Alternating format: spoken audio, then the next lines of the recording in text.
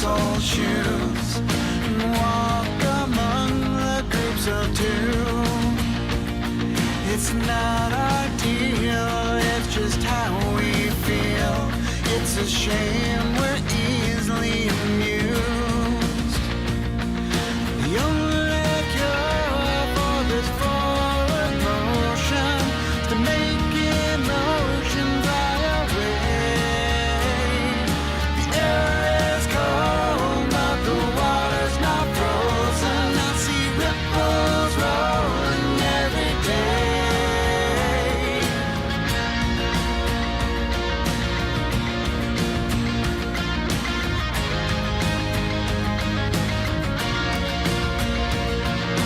Cast a stone and get a hardcore view.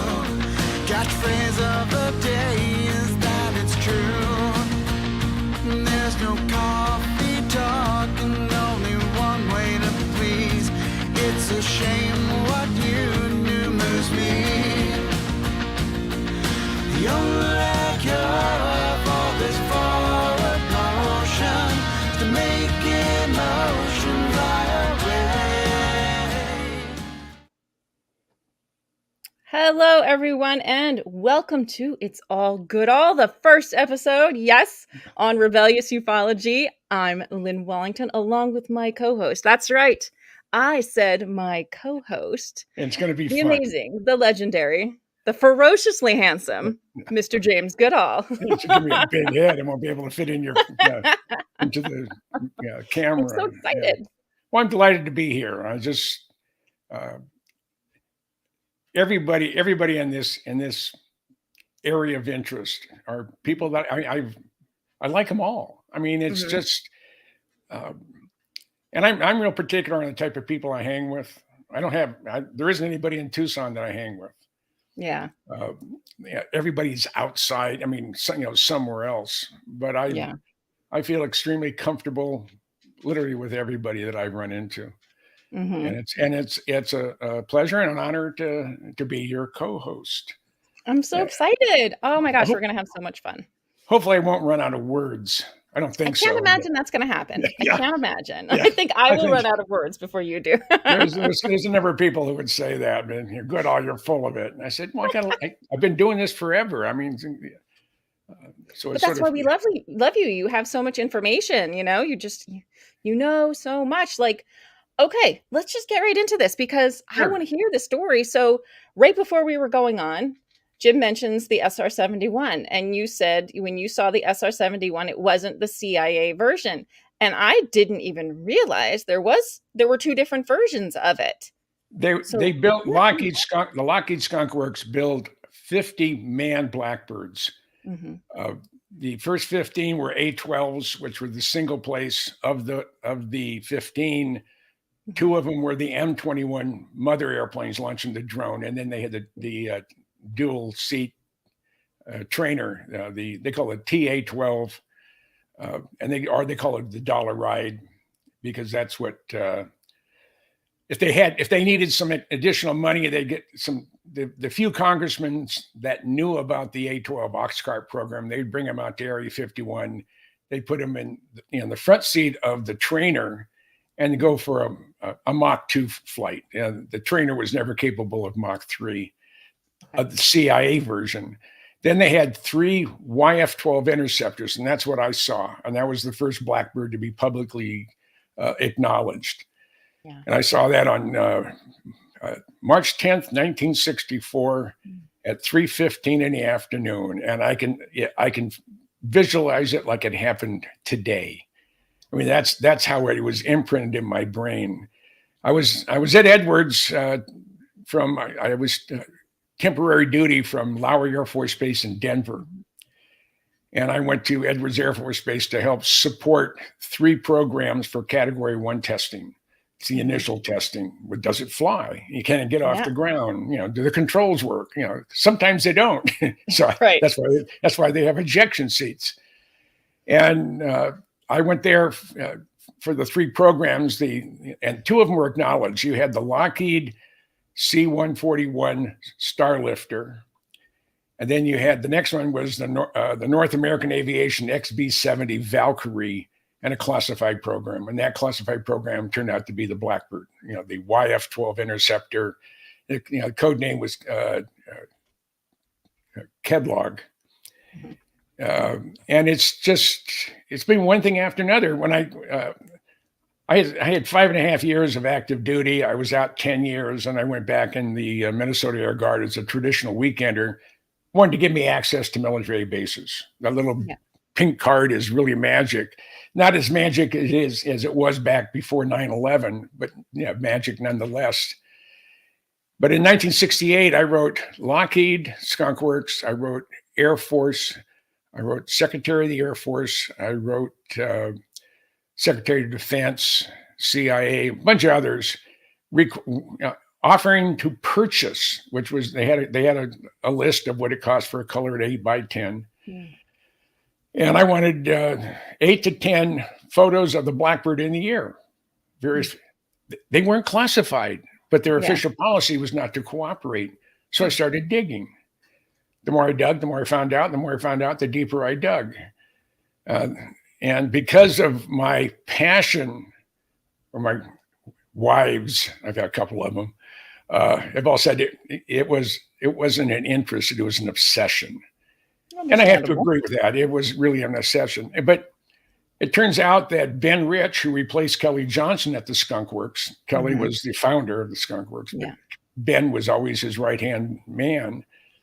He took a liking to me and my dear friend John Andrews, who's we lost him 25 years ago. Jeez, time flies. And Ben and I struck up not a pen pal type of linkage, but we called each other about once a quarter for 25 years. Wow. And I could call him. June, his secretary, would answer the phone, and I would say, "Hi there." And I mean, that's how I answer most of my phones. "Hi there." So, Mr. Goodall, just a second, I'll connect you with Mr. Rich. And he would be in a conference. He'd be in a conference in his office, but with maybe a half a dozen or more engineers. He'd put me on speakerphone, and we would talk for half hour, 45 minutes about stuff that goes bump in the night. What the Skunk Works is doing. And he always amazed him how much information I could get out of just peering through just a tiny little crack in the security wall. Yeah. But he also knows that my heart was always in the right place. There's no way I wanted to harm the reputation of Lockheed. There's no way I wanted to jeopardize national security. And most of the term national security is bull, because it's primarily used to hide money. Everything around revolves around money. So when you hear something about it's for because of national security, well, tell me what the ramifications are if this information gets out. And they can't in most cases, even when I'm dealing with a non-classified entity. But because of my passion with Ben, in August of '89, he called me at home, and he said, "Jim," the Blackbirds aren't going to make it through Congress. I know that for a fact. I got it from the inside track. Yeah. He said, "And if anyone can scrounge one, it's you." So I said, "Fine." So I immediately, I knew the airplanes weren't flyable, the ones I wanted. So I contacted the Adjutant General of the state of New York, and it was General Weaver, and I called up, and his secretary answered the phone, and I said, "This is Sergeant Goodall with the 133rd. He said, "How can I help you, Sarge?" I said, "Is General Weaver available?" "Just a minute, I'll connect you with him." And he gets on. And the Air Guard is so totally different from active duty. Yeah. Active duty, you don't violate the chain of command. You have to go through the proper channels. In the Air Guard, you have 3 levels of command. You have the wing or group level. You have state staff, and then you have Guard Bureau. So I just bypassed state staff and went directly to the New York Air Guard state staff. So General Weaver got on the phone and he said, "Well, Sarge, how can I help you?" And I said, I got a proposal for you, General. I said, what's that? It said, how would the New York Air Guard like to move the world's fastest airplane in a couple of your C-5s? He was quiet for a few seconds, said, you mean the Blackbird? I said, yes, sir. He got real excited. He said, when you're ready, you call, we'll haul. So that's what I did. So I went to my boss, Major General Al Schwab, and I said, General Schwab, I'd like to get a Blackbird for our museum. He starts laughing at me.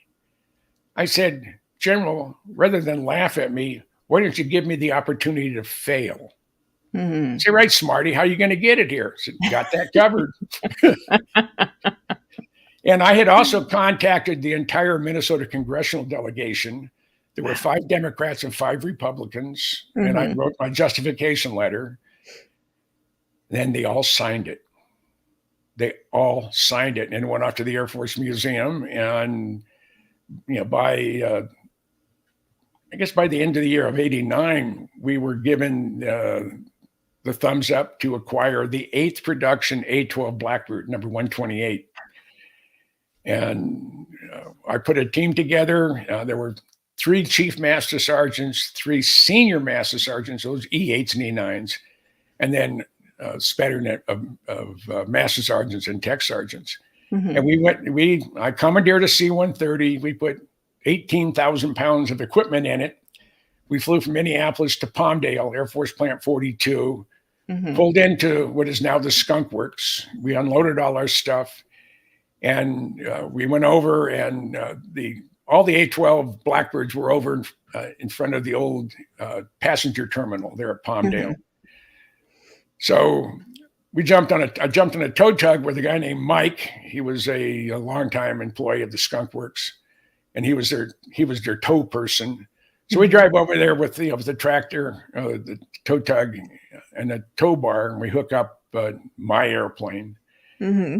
And he said, I got a question. He said, who are you? I said, well, I'm Jim Goodall. I'm a tech sergeant at the time with the Minnesota Air Guard. He said, no. This is something special. Who are you really? I said, well, what do you mean, who am I really? He said, we were told to roll out the red carpet and give you anything you asked for. Oh. I said, well, that probably came from my dear friend. And he said, who would that be? He said, Ben Rich. He was the president of the Skunk Works at the time. And he said, oh, that makes sense now. So we towed it over there and, put it in the pad number 10. Mm-hmm. And we started taking it apart. And we dismantled that airplane in 2.5 days. Wow. Now, when the Air Force took apart 981, which they referred to as the Bastard, that was the purpose-built 3rd trainer, SR-71 trainer, after they lost one. And I was there. It took them 6.5 weeks to take their airplane apart, and they were in a hangar. We were outside in the desert sun. Wow. So as long as it was overcast, you could really work on it. As soon as the sun came out, that black airplane would literally blister you. Yeah. So we took it apart in 2.5 days. We headed back to Minnesota. And then on the 27th, we flew back. Because we got there October 10th, and we left on the 13th. We came back on the 27th, and that's when the 2 New York Air Guard C-5s arrived. And we loaded the fuselage in one C-5, and then the outer wing panels with engine nacelles in the second C-5. And which is really interesting about me scrounging a C-5, my longtime friend Arnie Gunnarsson, he was Mr. J58. He was the engine guy from Pratt & Whitney, who was with the Blackbird program from beginning to end. And they were Pratt was trying to get a Blackbird for their West Palm Beach test facility, and they were going to put it on a wind vane. So if there was a hurricane, which you get them in Florida, it would always be pointed into the wind. And they wanted to get one, so they asked Air Force, "Can we lease a C-5 to move it?" Because worldwide aircraft recovery would charge you $4 a mile minimum. Wow. And plus taking it apart. And the Air Force came back, said, yeah, we'll lease you a C5. It's $967,000 a day plus gas. Wow. And I scrounged 2 for 8 days each for free. Wow. Oh my God. The justification was training for moving outsized cargo, which it was. Now we had to take out the outer wheels of the Blackbird because they have three wheels on their main bogie landing gear. And when we took out the outboard wheels, we took off the disc brake pads. And when we rolled it into the C5, we had 1.5 inches of clearance total on the floor. Wow. I also knew if it was too tight, we can put a come along between the two and torque the landing gear in. All you had to do is have 1 inch clearance. Yeah. We got it in there. They chained it down. They used 43 chains to chain that puppy down. It wasn't going anywhere. Yeah. And they put 3 inches of plywood underneath the nose wheel and the main gear to even out the load on the floor. And we left Palmdale on the 27th. We flew to Travis and spent the night there. They didn't have fuel at Palmdale. And then the next day, the 28th, we got up bright and early. We went and did the pre-flight, and we headed to Minnesota. And we're about 35, 40 minutes out of Travis, and the load master was a chief master sergeant. He was going to go down and check the load. And I said, well, can I go with you? And he said, normally the answer would be no, but since this is your project from beginning to end, to say no would be an insult. So come on down. So I go down. I checked out the whole airplane. Everything's solid. I climb up in the landing gear. Now we've cut the wings off just outside the landing gear. And I walk along the chines, and I had a wheel chock in the canopy. The canopy counterbalance was out of nitrogen, and the thing weighs a couple 100 pounds. I mean, it's really heavy. And I lifted the canopy up, and there's a temporary lock. I took the wheel chock and set it aside. I had a 5-gallon bucket on the ejection seat. The seat's all the way down, and I had a cushion on top. And I went in there and I closed the canopy, and I was in there for about 45 minutes, going zoom, zoom, zoom. And all of a sudden, I hear a rap on the bottom. He said, "You got to go up." I said, "Okay." So I reverse everything, go back upstairs, and then we're just starting our final, heading towards into Minneapolis. And the chief came back to me and he said, Jim said, the boss said you can be in the cockpit when we land. Well, in the C5, you have a front end where the cockpit and the crew is, and then behind the wing box, you have room for 75 passengers. So I said, I'm already up here. He said, no, downstairs. Okay, so I went downstairs. So I have a distinction that no one else on the planet can claim. And Ben Rich was ready to issue me a Mach 3 minus card. I'm the only person on the planet to have been in the cockpit of a Blackbird at 33,000 feet at Mach 0.72 inside another airplane. And I landed in the same configuration. So that is my claim to fame, that I'm the only person on the planet will ever be able to say that. That's amazing. Oh my gosh. I love it. When we got it there, you couldn't have knocked the grin off my face with a 2x4 with nails on it. It was like winning the Super Bowl, the World Series, and the Stanley Cup all in the same day. Oh my gosh. And then 2 days later, we ended up getting the beginning of a 61-inch snowfall. Wow. It went over 10 days, but there were 3 separate storms. And we just knew, oh my God, this is going to be a terrible winter, because it started on Halloween. Yeah. I had my daughter out. We were just going around our block, and it's a fairly long block. It's in Eden Prairie, Minnesota. And she was like 10. And it just started snowing. By the time we got back to the house after about an hour, and we already had 10 inches on the ground. So we knew this was going to be a real bugger. And at the end of the 10 days of storms, I mean, you couldn't see you couldn't see cars going down the street because they were almost in a tunnel. Mm-hmm. And we got 6 or 7 of us in the neighborhood got snow plows, and we started at one end of the street. We just started doing driveways. Yeah. And we had some guy going on, getting gas for him. And, we cleared literally everybody on our end of the neighborhood. We cleared their driveways out, only for the town of Eden Prairie to come in with the snow plows and dump them back, a whole bunch back into the front of your driveway. But at least the majority of it was gone. Majority of it was gone. Oh, that was nice. So we all knew that we're gonna get 1,000 inches of snow. It didn't snow again. Now this is the end of October, beginning of November. It did snow again till the end of March. Wow. So we did have a white Christmas, but by the end of January, there were a lot of patches of brown grass you could see. So it was just an interesting year. Yeah. But it was one of the most fun times I've ever had. Oh my gosh. I can only imagine. That's incredible. Wow. Yeah. So I managed to, I had a great team of guys working for me or working with me. Yeah. And it turns out that we had the finest looking A-12 of all of them of the 9 that were remaining. And it was just a piece of my life that I'll never forget. And in 2000, I'm trying to think, 2015, no, before that, 2010, I'm living in Hawaii. I was the curator at the Pacific Aviation Museum in Pearl Harbor. Excuse me. And I got a call from someone said, the Air Force Museum has sent us paperwork. Unless you can justify keeping it, they're going to take our Blackbird in 60 days. This is right after Thanksgiving. I think it was Thanksgiving week. It's a short week. They knew people wouldn't be looking at their messages.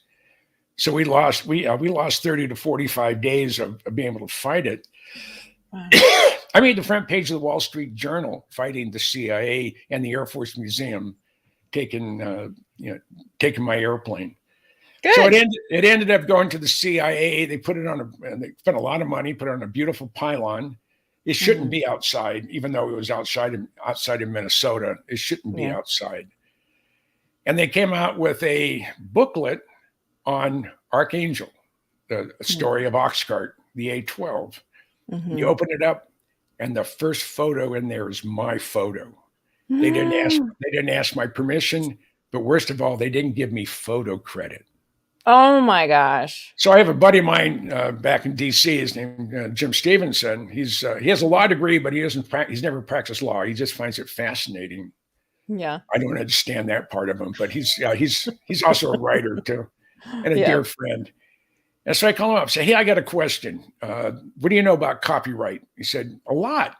I said, "Okay, the CIA used a photo of mine without my permission." To add insult to injury, they didn't even give me photo credit.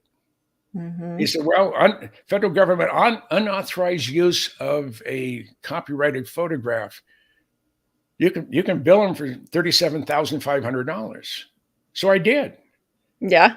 I sent the CIA a bill for $37,500.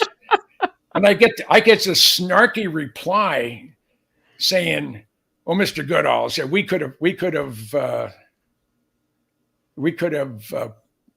purchased that from a stock reporting, photo place, or gotten it for Lockheed for free." I said, "If you could have, you would have." I said, "That is my photo, and I can prove it." I said, I have the original Kodachrome. It was photographed from the top of the alert hangar at Minnesota Air Guard at Minneapolis St. Paul International Airport. And it's been in 10 publications, including the Wall Street Journal. And after the photo by James Goodall, and there's a little thing, that little funny thing, it's circled with a C in it. So I sent that information, and I get a call from the chief legal counsel for the director of Central Intelligence, Mr. Levine.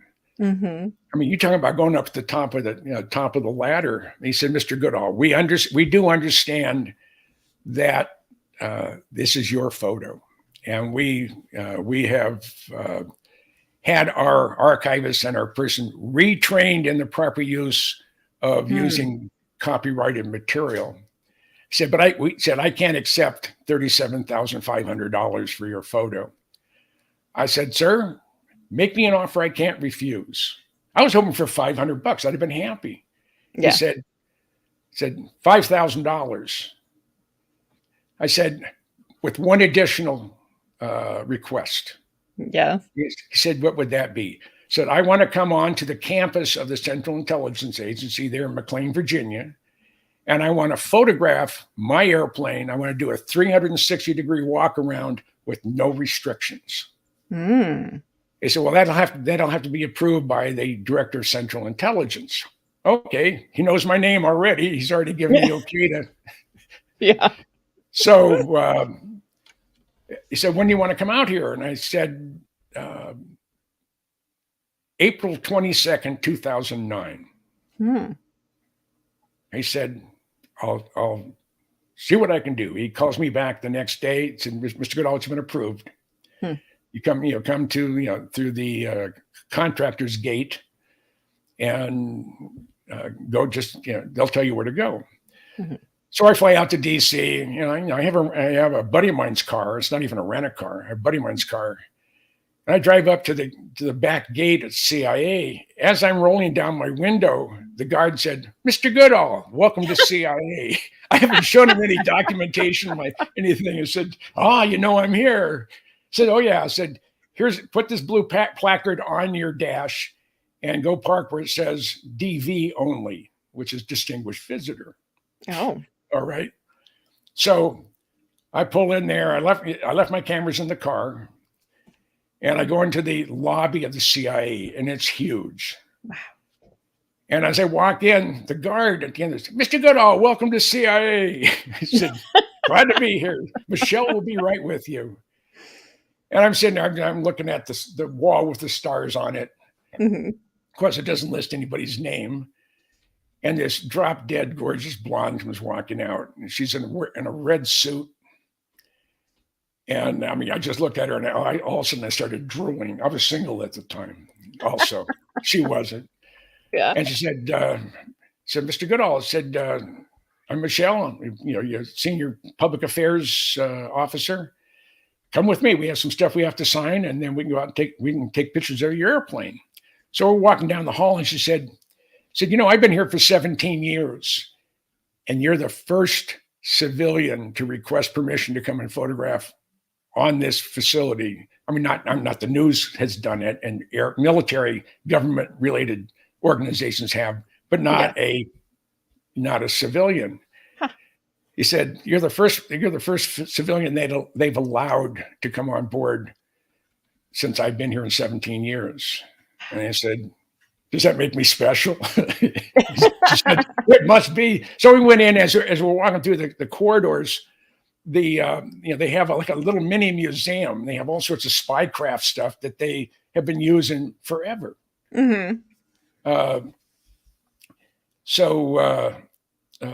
I go in there. I meet Mr. Levine, nice guy. I signed some paperwork that I can't come back and resue the CIA for. Of course, yeah. For damages. And then we head out back to the main gate door. I go in my car, I get my Nikons out, and we wander. And I have my cameras around my neck, and people watch as I'm walking by. They're looking at me, looking at the camera, and you can see their minds going 1,000 miles an hour. And I did the walk around. Unfortunately, it wasn't a bright, sunny day, but it wasn't raining, so that's always good. So from there, then we went to the gift store, and I bought a CIA T-shirt and a CIA polo shirt. And I should have bought a couple of them, but I didn't. Yeah. And by the time I got home, there was a check waiting for me from the federal government for $5,000. Wow, and probably the fastest they've ever paid anything. Yeah. Yeah, so that just tickled the hell out of me to get that, and the fact that they were trying to use my photo, with it. And if it had been photo credited to me, I wouldn't have said a word. I'd have been just happy as can be to just have my picture in a CIA booklet. Right. I wasn't invited. I wasn't invited to the ceremony where they handed out the booklets, and they had all the CIE pilots that were still around, and there were 5 or 6 of them, and I know them all. I mean, I know them. I know all the A-12 guys, and it was just a part of my life that was, yeah.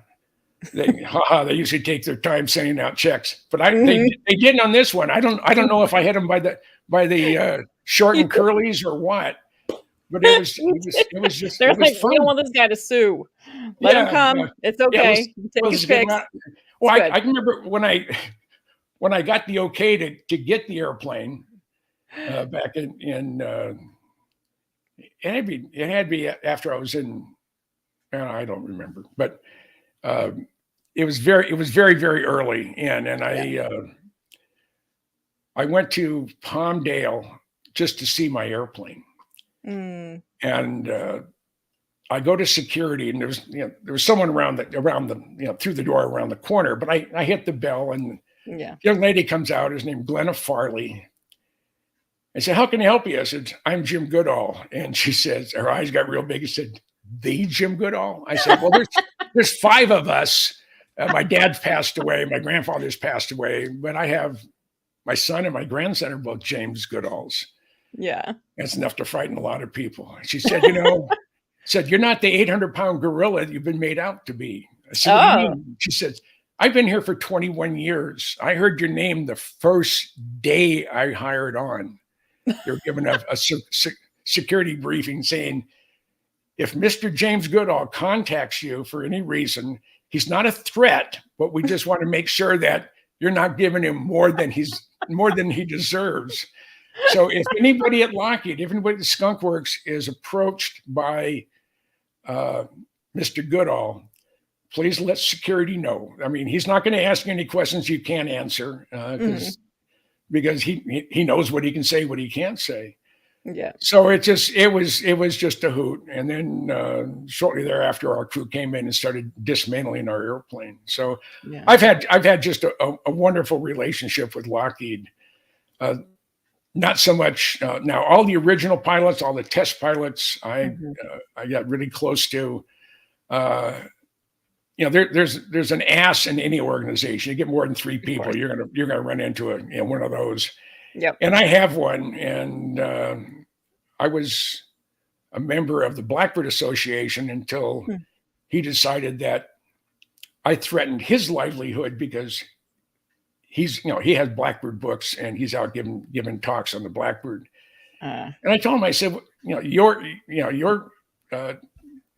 presentations are about what it is to fly the airplane. My presentations are how it was developed, what it did during flight test, and I cover all 50 of the manned Blackbirds and tell a story on each one. Are they still here? Did they crash? What was, how fast did they go? How high did they go? And so on and so forth. So, but I don't care. I've had the time of my life doing it. I'm very, very proud of my most recent Blackbird book. I have 5 of them. Wow. The one I had from Sheffer Publishing, it was hardbound, and it's my last Blackbird book also. Yeah. And I sent it to a Colonel Don Emmons. Don and I were at each other's throats through all the 1980s. Yeah. He said he'd hear the name Goodall and he would just spit. Say, "Oh, that son of a bitch is at it again," And so when the book came out in 2015, I sent Don Emmons one of my books. I called him. I got hold of him. I had his email. I got hold of him and said, "May I have your mailing address? I have a Blackbird book. I want to send you a book." And he basically said to himself at the time, and then he told me later. He said, "Well, it's another Blackbird book. What can be special about it?" And it showed up, and he sent me an email. And he said, "Jim, I thought this was just another Blackbird book." Said, "But I have a shrine in my living room where I have all my key Blackbird stuff, and right in the middle is my book." Aww. He said, nice. I love the cover art. I mean, it's just beautiful. So that just tickled the heck out of me. And I've had a lot of great responses from guys who purchased the book or I've sent them the book. So, and it's done fairly well for an expensive book. Mm-hmm. Not as well as my newest book, though. I'm very, very proud of that. And Is that the Lockheed Skunk Works one? Yeah, 75 years of Lockheed Skunk Works, and it's in its third. It came out at the end of June. Yeah, and it's in its third printing. Wow! Oh my gosh, that's amazing. It's a 384-page book. I cover 40 plus programs, and there's probably 40 I don't know about. Yeah. And I'm just, Lockheed just loves it. I went in there, I met with Jeff Babion, who is retiring here in about 2 weeks when he's 62. So I think that's when they retire their CEOs. Yeah. And he says, I have 2 treasures that I keep in my man cave at home, and no one's allowed to touch it. One is your Blackbird book, referring to mine, and the other is my 75 years of the Lockheed Skunk Works. He said, those are 2 treasures I will always be proud of. Oh, so that just, and then I had emails from 3 other former heads of the Skunk Works saying, my God, there was some stuff in there I didn't know about. Really? Well, like when I met with Jeff, this is on June 3rd last year, we had the book signing, and we went in, and I have a picture of me standing on top of the work platform for the X-59, the low sonic boom demonstrator. And from there, we headed over to the U-2 operation on the other side of Air Force Plant 42. And we're in the back of a limousine, and we're going, it was just Jeff and myself. And I looked him right in the eye. I'm about this far away from his face. I'm looking straight in the eye, and he said, hey, Jeff, I got a question for you. I said, sure, what's that? He said, what's Lockheed's involvement in using alien/UFO technology in any of your projects? Yes. And he said, and I think he's telling the truth. I said, I have absolutely no knowledge of any type of alien technology being utilized in any of our programs. Said, it doesn't mean it didn't happen in the past. Said, but my job isn't to look into the past. My job is to look into the future. So, something could have came and went without me ever knowing. And because of its classification, I don't have a need to know. Yeah. So that doesn't mean that they couldn't have gotten it, learned from it, and added on. So my personal feelings is it's a big world out there, a big universe, and I can't imagine we're alone. Lockheed has no stand on this, so this is my own personal opinion. So I thanked him. I almost thought he was going to jump back when I said, what kind of, are you using alien UFO technology in any of your projects? But he didn't. He was very nice, and I really enjoyed dealing with him. Matter of fact, almost everybody at the Skunk Works have been really good to me. That's amazing. But I'm the type of person that, and it's been the way all my life. No one has a neutral opinion of Jim Goodall. People either like me or they can't stand me, and I don't know why. I don't care if they can't stand me. It doesn't hurt my feelings at all. Yeah. But it's just amazing. I remember I was in Palmdale. I met I can't remember Mike's Corner. He was a retired Marine. He had a van that he'd park out on this vacant lot. He had to put a flagpole out there, and it was at the end of the runway of Palmdale. And I can remember I went up there, and this is back in the 90s. And we were talking and whatever, and he said I hadn't introduced myself yet. But I said, you ever heard of Jim Goodall? He said, yeah, I hear he's an asshole. Oh, tell me more. So he went in this long thing, and I said, oh, by the way, I am Jim Goodall.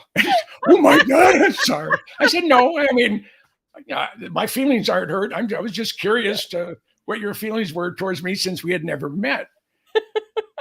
And he said, well, there's people who badmouth you. I said, yeah, because I do things that they can't pull off. Yeah. There's very few people, and it's one thing I'm very, very proud of. Mm-hmm. There's very few people can not only scrounge a Blackbird, a CIA version to boot, Crazy. but I scrounge 2 C5s to move it. Right. It's insane. And that's because I don't, the selling job only starts when the client says no. Mm. If you're presenting something to somebody, regardless of what it is, if it's a book project or it's acquiring an airplane, or you have you want to enter a flower contest, it's just something I love to do. I love challenges. When like I said earlier, when I told my boss, General Schwab, that I wanted to scrounge a Blackbird, he started laughing at me. But there are a number of officers at the Minnesota Air Guard and elsewhere mm-hmm. who thinks I'm an asshole. Yeah, who cares? Let him think it. He's pulling. I mean, this is before we got it. And he said, "Oh, that guy, he's just full of it. He'll never pull it off." And when I did, they quit talking to me. They wouldn't talk to me at all. It's not surprising. Yeah, they're petty. Yeah, and I don't care. Yeah. I think that's the part that probably drives them more crazy than anything. Yeah, that they're not going to hurt my feelings. I have been put down and slandered by some of the best. Wow. So your little ranting and raving is going to do absolutely nothing as far as how it affects my my opinion. True. So, but it's what I do. Yeah. I'm a pain in the ass to a lot of people, and well, a good example. Mm-hmm. I wrote the very, very first book on the F-117. Mm-hmm. And I had, and the reason I more or less got the scoop on it, my boss is Brigadier General, is Pat Boab. Pat called me in his office on one of our drill weekends, and he said, and he was a 747 captain for Northwest, flew 747s. He said, I fly with a guy who flew F-117s. Now, the world hadn't seen anything on the F-117. They knew the designation of it, but they knew nothing about it. Yeah. And I was wondering, you want to interview him? I've told him about you. And he said, sure. So I'd never written a book yet. Yeah. And I got with my friend Bill Sweetman. He lived in St. Paul. I lived in Minneapolis. Yeah. And we put together 400 questions that I was going to interview this guy, and we're going to ask him, and we broke them down in categories. Yeah. And we started with, is it Lockheed Skunk Works? Yes. Is the airplane black? Yes. And use an F404 D500 motor? Yes. And so on down the road. And out of the 400 questions, there were only 2 he didn't answer. Really? And that was the foundation of the book that I co-wrote with Bill Sweetman. He had the inside track to motor books, which were Minnesota as well. Yeah. And so we did the first book, came out in just before Desert Storm. And it was a roaring success. I think we sold 67,000 copies over the course of about 2 years. No one had it. I mean, I made the front page. Another time I made the front page of the Wall Street Journal because my F-117 book. Yeah, it's amazing. Yeah, and it just just one thing led to another. But my 117 book got me in a little bit of trouble. I was activated for Desert Shield and Desert Storm in early September of '90. I get in there, and to get into the Pentagon, you either show your military ID or you can get a permanent Pentagon pass, and so you can bypass a lot of the security stuff. And I went to get my permanent pass, and my security clearance was flagged. Now I had a top secret clearance and above. Yeah. You have to have the need to know, but as the wing historian or the state staff historian, I had to have the same access as my generals that I worked for. Yeah. So I know who's screwing with me. So I call him up. His name is Pete Ames. He was deputy director for program security for special projects. Yeah. In his office, they've changed the office addresses now in the Pentagon, but it was 5D 156, which means the fifth floor of the D ring. So I call up Pete. I said, Pete, it's Jim Goodall. How can I help you, Jim? I said, you're screwing with my clearance. I don't know what you're talking about. I said, are you available? So why? I said, I'm here in the Pentagon. I'm on active duty. Oh. So he gave me his room number. I said, when can I see you? I said, well, how about 1300?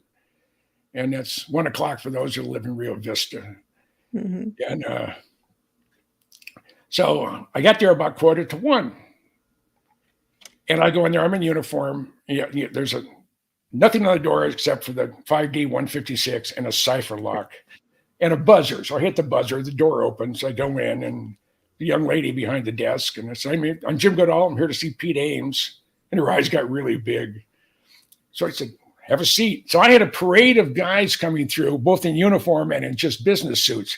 You want to see Goodall's here? You want to see what Goodall looks like? And come out, you got to see him.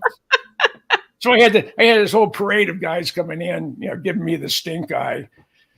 And finally, Pete came out, and I went in his office in his conference room. And I know it was taped. I wish I could get a copy of it, but I know it's probably classified.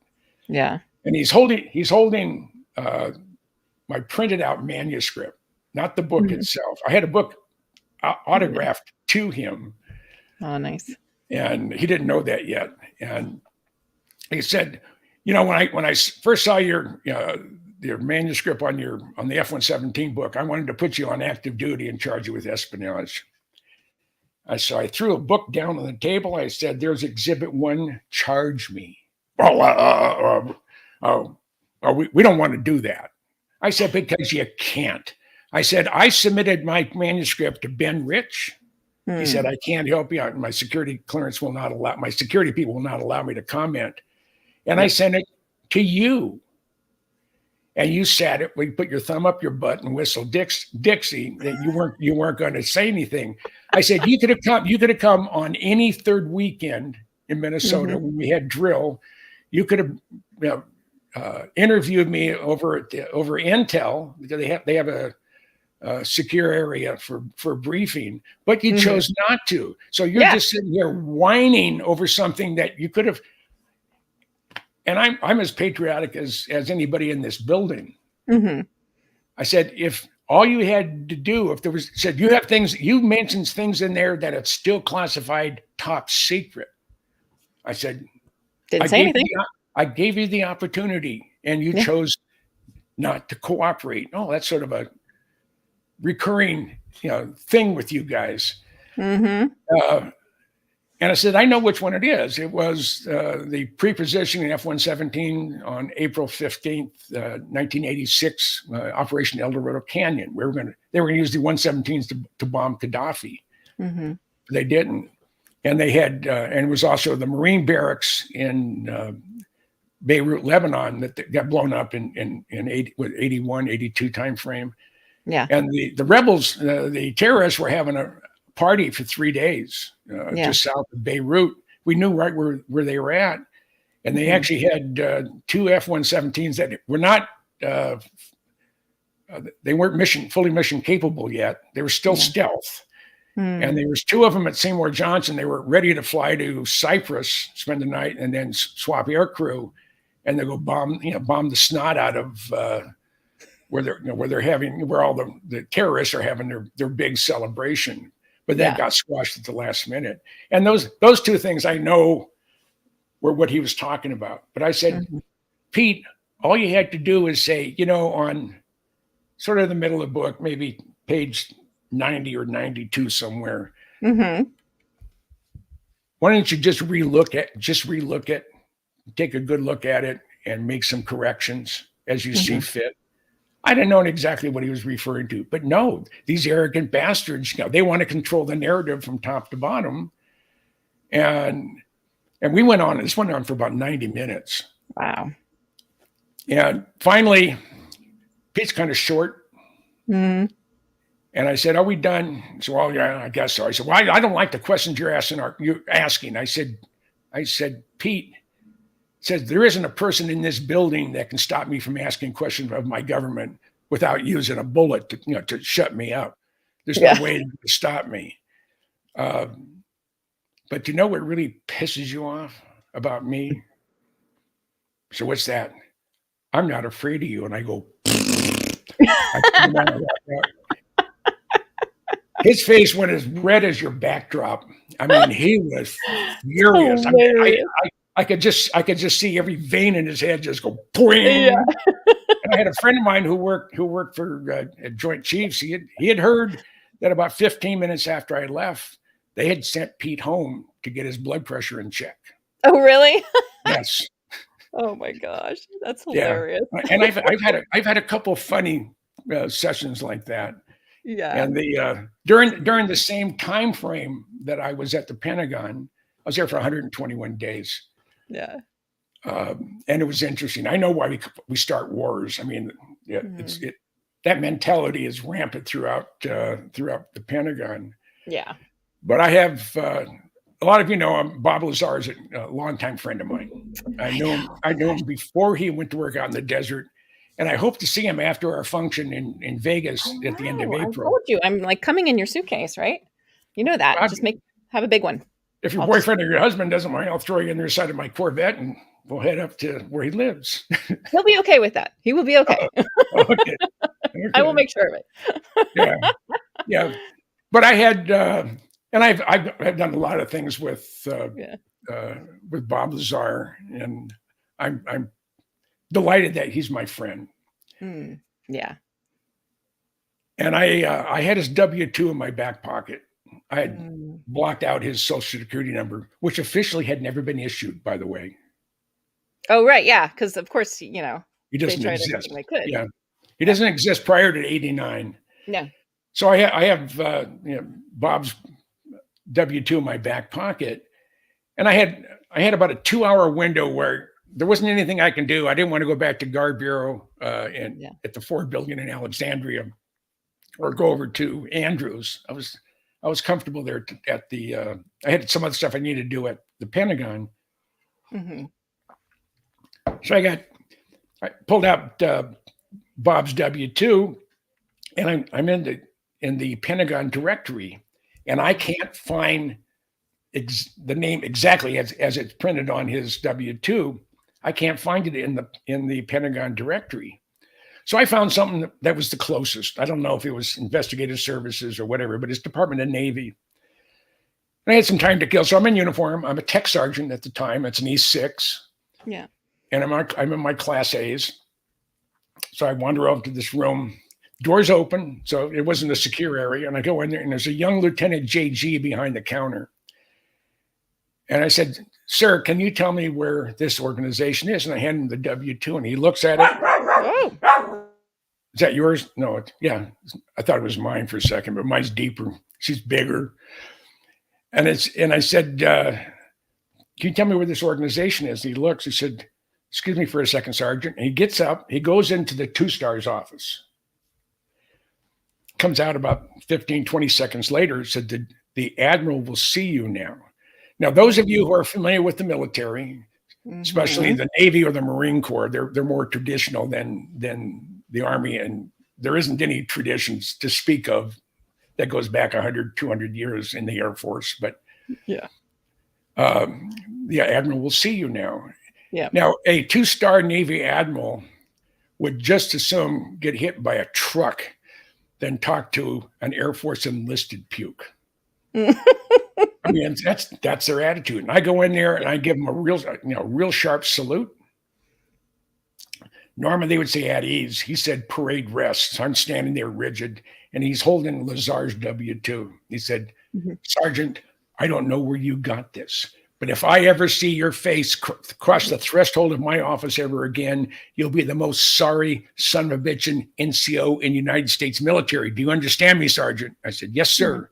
With that, he puts Bob's W-2 into the shredder, and he says, "You're dismissed." So I give him a sharp salute, about face, and out I went. Hmm. Sort of makes you wonder, huh? Yeah, hit a nerve, something, Yeah, huh? yeah, Wow, yeah. So interesting. I've Does been it feel doing like this. copy of the W-2? Poor Bob. No, but I'm gonna go up and see him, and I have a whole packet of information, supporting documents on Bob. To go Awesome. Oh my gosh. Yes. Yes, Jim. and On SOR we have a Team Lazar shirt. I think Dave said he told you about that. yeah, I think I've I seen pictures nagged of it. him. I nagged him and nagged him until he finally made it. I was just like, you know what we need? We need a Team Lazar shirt. Because I always say I'm Team Lazar. And so he was just like, yeah, okay, we'll get to it. We'll get to it. For weeks, I was like, did you get to it? Did you get to it yet? Finally got to it because I wouldn't shut up. It's squeak a wheel gets the oil, right? Right? Yeah, yeah, yeah. No, and it's I've mentioned a couple of different times Mhm. the way I met Bob Lazar. Yeah, It let's was, hear it. I don't know if there might be some people who haven't heard it. yeah. I have a lot of unusual and delightful friends. One of them is Mhm. John Lear. Everybody Yeah. knows John Lear. He's been around forever. Uh, and I was in Las Vegas. This is January of '89. They had just announced the existence of the F-117 and the B-2 in November 11th and the 22nd. I think the B-2 was on the 11th and the F-117 was on the 22nd, or vice versa. Mhm. And John and I are heading up to Tonopah. We're going to see what we can see. So we're going Yeah. up US 95, and we're just past Scotty's Junction. And Scotty's Junction is an interesting place. There's a legal house of ill repute, also known as a whorehouse, Yeah. that got behind in their taxes, and the federal government took it over. And Mm. the federal government ran it out of business. How How? stupid can they be? Yes, Right? yes. The money they could have made on that. Yeah, yeah. So they ran it out of business. So we're about 10 miles north of Scotty's Junction on US 95, Yeah. and an F-117 goes flying right over. It's about 1,500 feet, about a 45-degree angle of the road. I almost crashed the car. Wow. I mean, I was just, oh my eyes got this big. So, oh my God, we got to see what we can see. So we got into Yeah. Tonopah. We grabbed a real quick bite. Then you leave town, you hit US 6, you go out approximately 14 miles down US 6. Mm-hmm. And then there's a big sign that says Tonopah Test Range. They have a B-43 nuclear weapon with a Nike Ajax booster. And what they do at Tonopah up until the F-117s went in, they used it for weapons testing, weapons released from aircraft. How well does it penetrate if it's a deep penetrator? And that's where they did most of the testing. And then they built the Tonopah Test Range facility, which is huge. I mean, they have a little over 60 hangars. Mm-hmm. And we drive down the road 18 miles, and you come to the main gate at Tonopah Test Range. The man camp is right there, the R&R facilities. But the main part of the base is 8 miles away. Yeah. So John Lear and I drove down the north side of the fence line, which is public lands, the Bureau of Land Management. Yeah. And we're looking, you can see the entire facility. You're almost looking right down on the runway. Mm-hmm. I said, well, maybe something will fly by. And I looked to the north, and they were way, way to the north, probably 20 miles. I can see a big black dot with a tiny little white light underneath, and then a small little white dot with a bright light underneath it. Yeah. I said, well, it's got to be an F-117 and a photo and a chase. Early on, they always flew with a chase plane. Yeah. T-38. So this is before digital cameras. So I have a Nikon and some really good, a real good telephoto. Mm-hmm. And I'm shooting Kodacolor 100. This way I can turn it around fast. I almost exclusively use Kodachrome, either 25 or 64. Mm-hmm. But it would be an 8 or 10 day turnaround. And I didn't know if I would have anything that was worth looking at.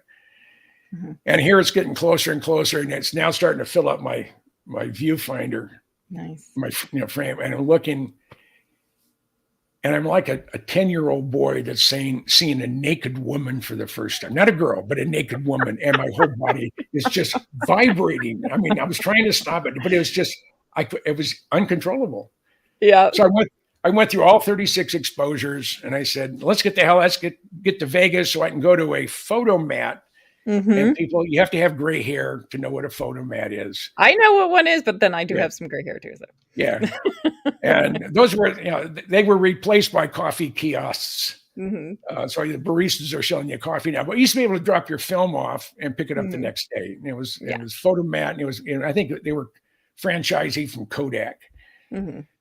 So we stopped at Little Lady Inn for a bite. And the first time I stopped at Little Lady Inn was 87. So I've been going there for a while. So we gobble down our food. We head back to Vegas. We get there about 9:15, and the photomats closed at 9:00. And there was no way I was going to make it. So, and if I did go to photomat, it would be at least 48 hours before I can see what my photos looked like. Yeah. So John said, this is Lear, said, hey, I have a new friend coming over. He just moved here from Albuquerque. He's interviewing his final interview for a job out in the desert. He doesn't know doing what. And about 10 minutes later, we hear a knock at the door, and John goes open the door, and nice looking young man comes in and introduces himself as Bob Lazar. Says, I'm a nuclear physicist, and I worked at Sandia, and my job was to improve the yield on nuclear weapons. They wanted to bring the cost of a civilian fatality from 12 cents to 9 cents. And I said, that is the strangest requirement I've ever heard. Right. And so I told him what my dilemma was. I have this roll of film of an F-117. No one has really seen the airplane other than that one photo that was. They used a telephoto looking straight down from a boom operator's position, and it compresses it, so you couldn't tell what the sweep was on the leading edge of the wing. Yeah. So I said, well, I have a C-41 processor at home. I live over West Charleston. Let's head over there. So we go out, jump in his car, and we're about a block from Lear's place. And he looks at me. He says, I feel sorry for Lear. I said, why is that? I said, well, that dumb son of a bitch believes in UFOs. I said, my God, his father, he's from this world famous Lear family. His father brought Learjet to the world, not counting all the other things he brought, nav aids and even 8-track tape for cars. Oh, really? I didn't know that. That's amazing. It was developed with electronics by Bill Lear, magnetic head technology by Leonard Kronfeld of Nortronics, and one other person that he's well known also, but I don't recall his name. And he just, I don't know, it was just a surrealistic event. And he said, I'm a nuclear physicist. If I can't prove it mathematically or put my hands on it, it doesn't exist. I said, and you couldn't put a gun to my head to convince me that UFOs were real.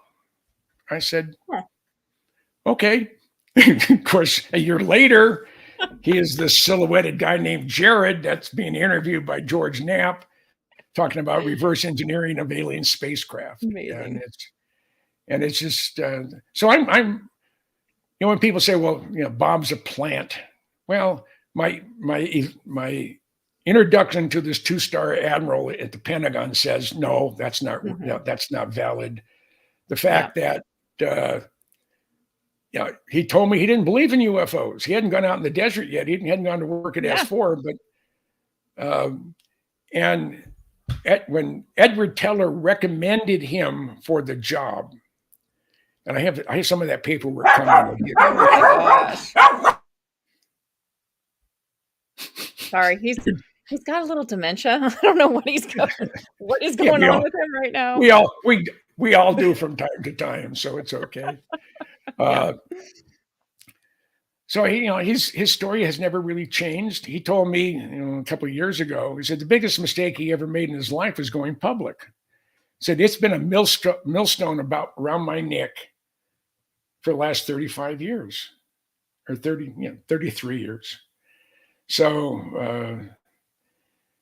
I don't know. I'm going to go visit him later on in April. I I talked to his wife, and I said, "You guys like some company?" He said, "Oh gosh, yeah." I said, "Bob would, really love visiting with you." So that's what I'm going to do, and it's That's going to be amazing. fun. It's going to be fun.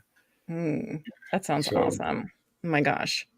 yeah. The people Jim, it is like mind-boggling. Well, Mind-boggling. I've been doing this for over 50 years. Yeah. I know my youthful appearance doesn't tell. How can you do it for 50 years? It's true. Actually, The it's been lies you closer. tell. The lies. It's actually been closer to 60 years that I've No, I don't believe it. That I focused. don't believe. 1964 is when it started. I'm only Goodness. 2 years away. My goodness. Yeah. So, you know what? I meant to ask you. I'm curious if you ever knew my dad, because my dad was in the Air Force. He retired when did he retire? 2007, I want to say. 2007. Were you still there at that point? No, my active duty was 62 through 66. Okay. When were you in Hawaii, though? Oh, I was there from December of 09 until August of 2013. Okay, so yeah, you guys would have just Yeah. missed each other because that was his last assignment was over in Hawaii. Okay. I was the curator at the Pacific Aviation Museum in Pearl Harbor. Yeah. If I had been independently wealthy, I would have done it for nothing. Yeah. I It's thoroughly amazing. enjoyed it. My boss, who he has 3 or 4 Purple Hearts, Silver Star. Wow. He's a former Eagle Scout. His name is Ken DeHoff, and Ken really focused his entire, probably the last 15 years, 20 years, on creating and building up the Pacific Aviation Museum. Mm-hmm. He had, and we've gone round and around a couple of times because our personalities are very similar, so we do clash. Yeah. And he has, and he reminds me of my dad. My dad Mm. was brilliant. My dad didn't have a lot of social graces. Ken has more social graces than my father, Yeah. but he's from a very well-to-do family, Mhm. and he put his heart and soul into that museum, and it was very, very successful. And then there was a coup. They pushed him out, and they installed another woman that I know who used to work at the Museum of Flight, and then she went to the EAA Museum in Oshkosh. Yeah. And we just never really hit it off. And then I was also getting tired of living in Hawaii. I mean, how can you be tired of living in Hawaii?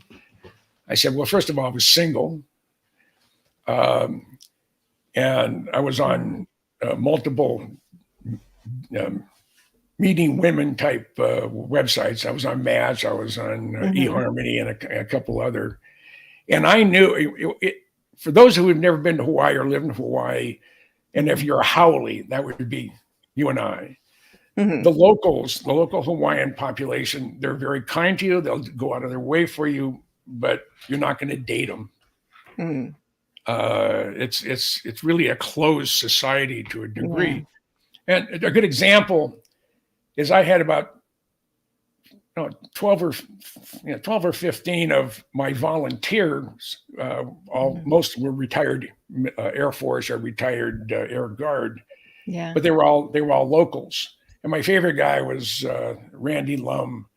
And I asked Randy one day, I said, Randy, how long has your family been here on the islands? And he said, well, the Polynesian side came here shortly after God created the earth.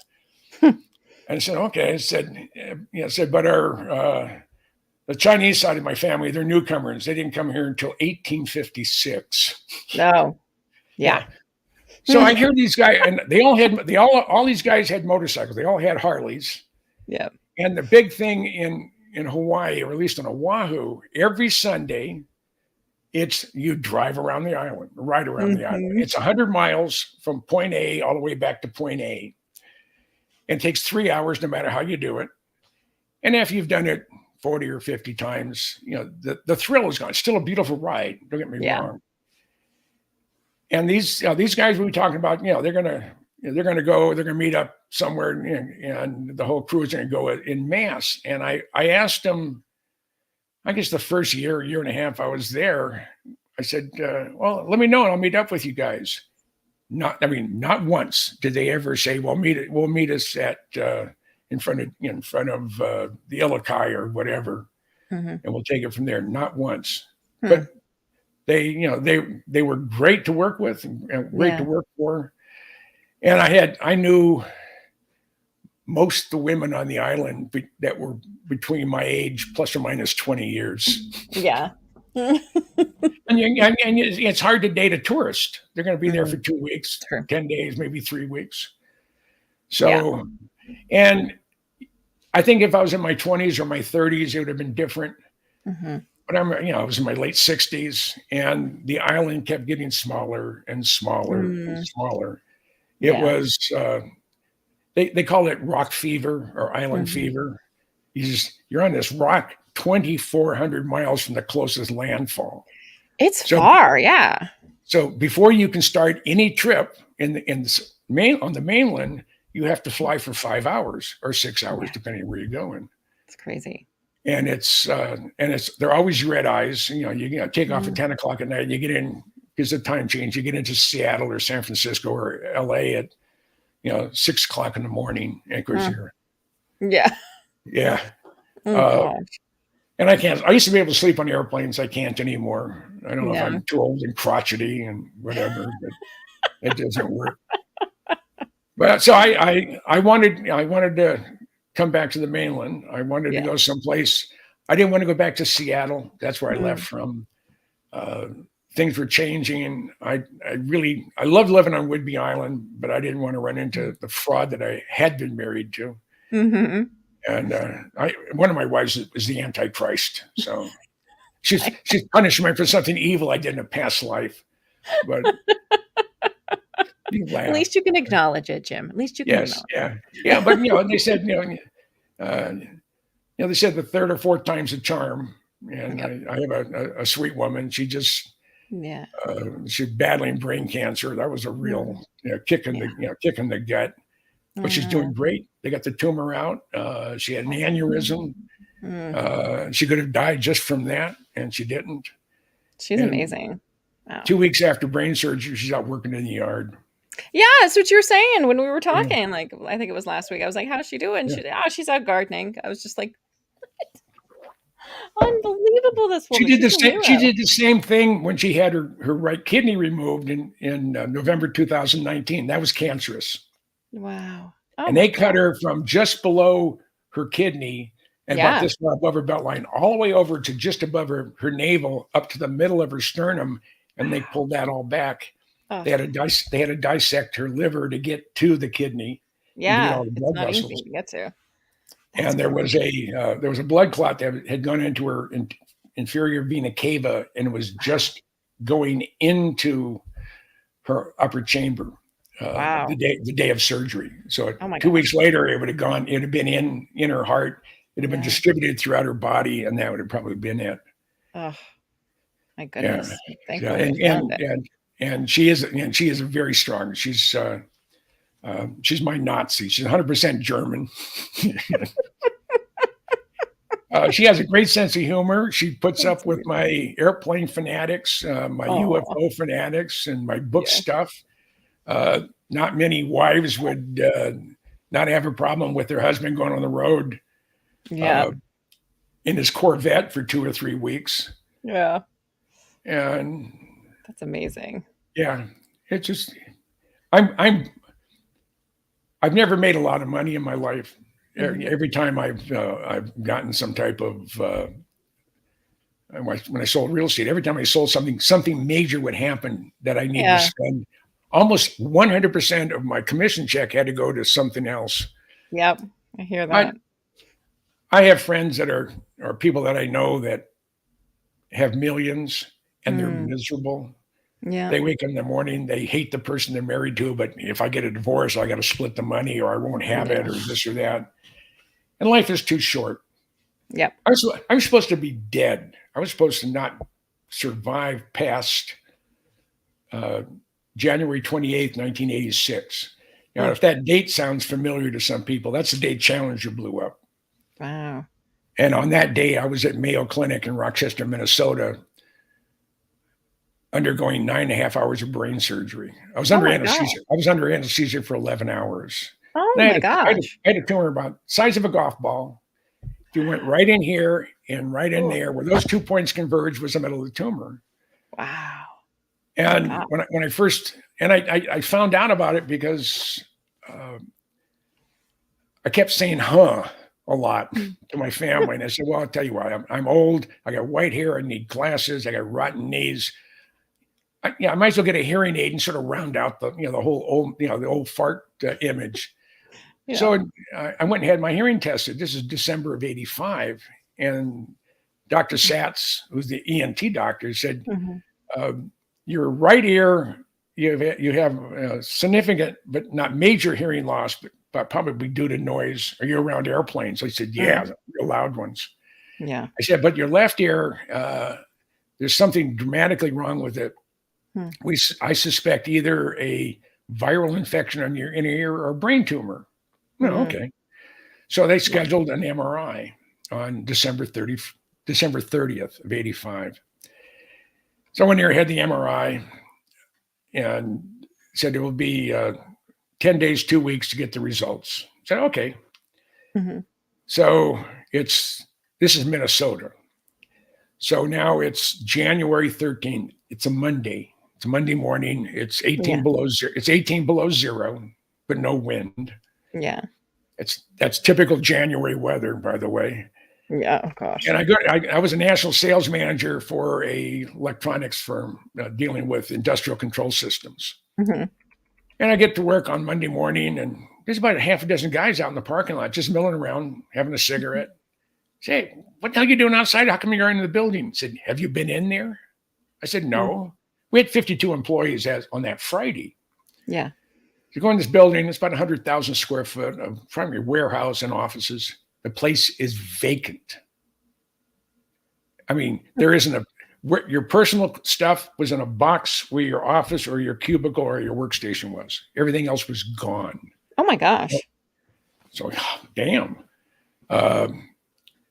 So I went down the ways, and this is before cell phones. Yeah. I went down the ways to a company that worked with us. And I asked them if I can use your phone. And they said, sure. And they said, hey, you guys moving to a new location. I said, why is that? I said, well, Friday about 7:00, we saw moving vans pull up, and they were there all weekend. They left this morning really early with the last load. So I called my first wife, who's I'm still very close to. Yeah. And I said, Ventec's out of business. I said, that's great. I said, I just got a call from our accountant just a few minutes ago. He said he did a quick look at our taxes, and we may owe the feds about 10 grand. I said, great. I'm unemployed. So I got a doctor's appointment at 9. I'll be home 10 o'clock. So I get over, we call it group death. It's group health there in Minneapolis. And I go in to see Dr. Satz, and he said, Jim, I got good news and bad news. Okay. What's the bad news? He said, you have approximately a 1.5-inch diameter tumor on your auditory nerve in the middle of your head. Wow. And he throws up the image on the light box. Yeah. Okay. He said, what do we got to do for it? He said, well, it has to come out. He said, you probably had it for 20 years. It's a real slow growing tumor. And I said, well, how about if you just leave it there?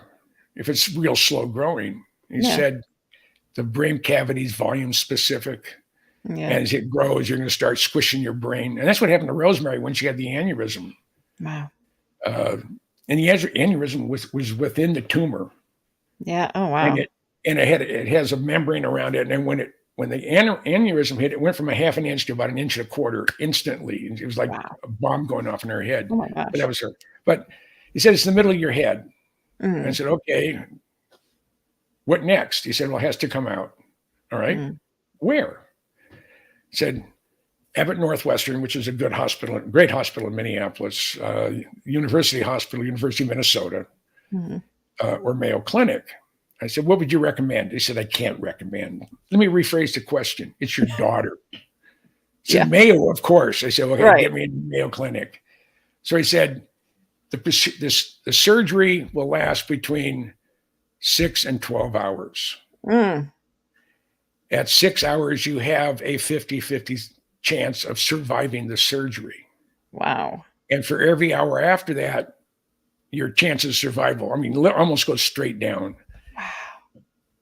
And if you, and he said, and it's a big if you survive surgery, you'll more than likely have facial paralysis, blindness, and seizures. Oh my gosh. Yeah, because the facial nerve and the auditory nerve together and the tumor wrapped around. Wow. So they went at the back of my head. They were in Yeah. there for nine and a half hours. Oh my gosh. The as I'm on the gurney now, when I first got home, and this has nothing to do with UFOs or stuff. It's just me. Yeah.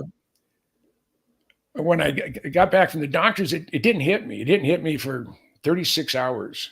And my marriage with my first wife was coming to an end.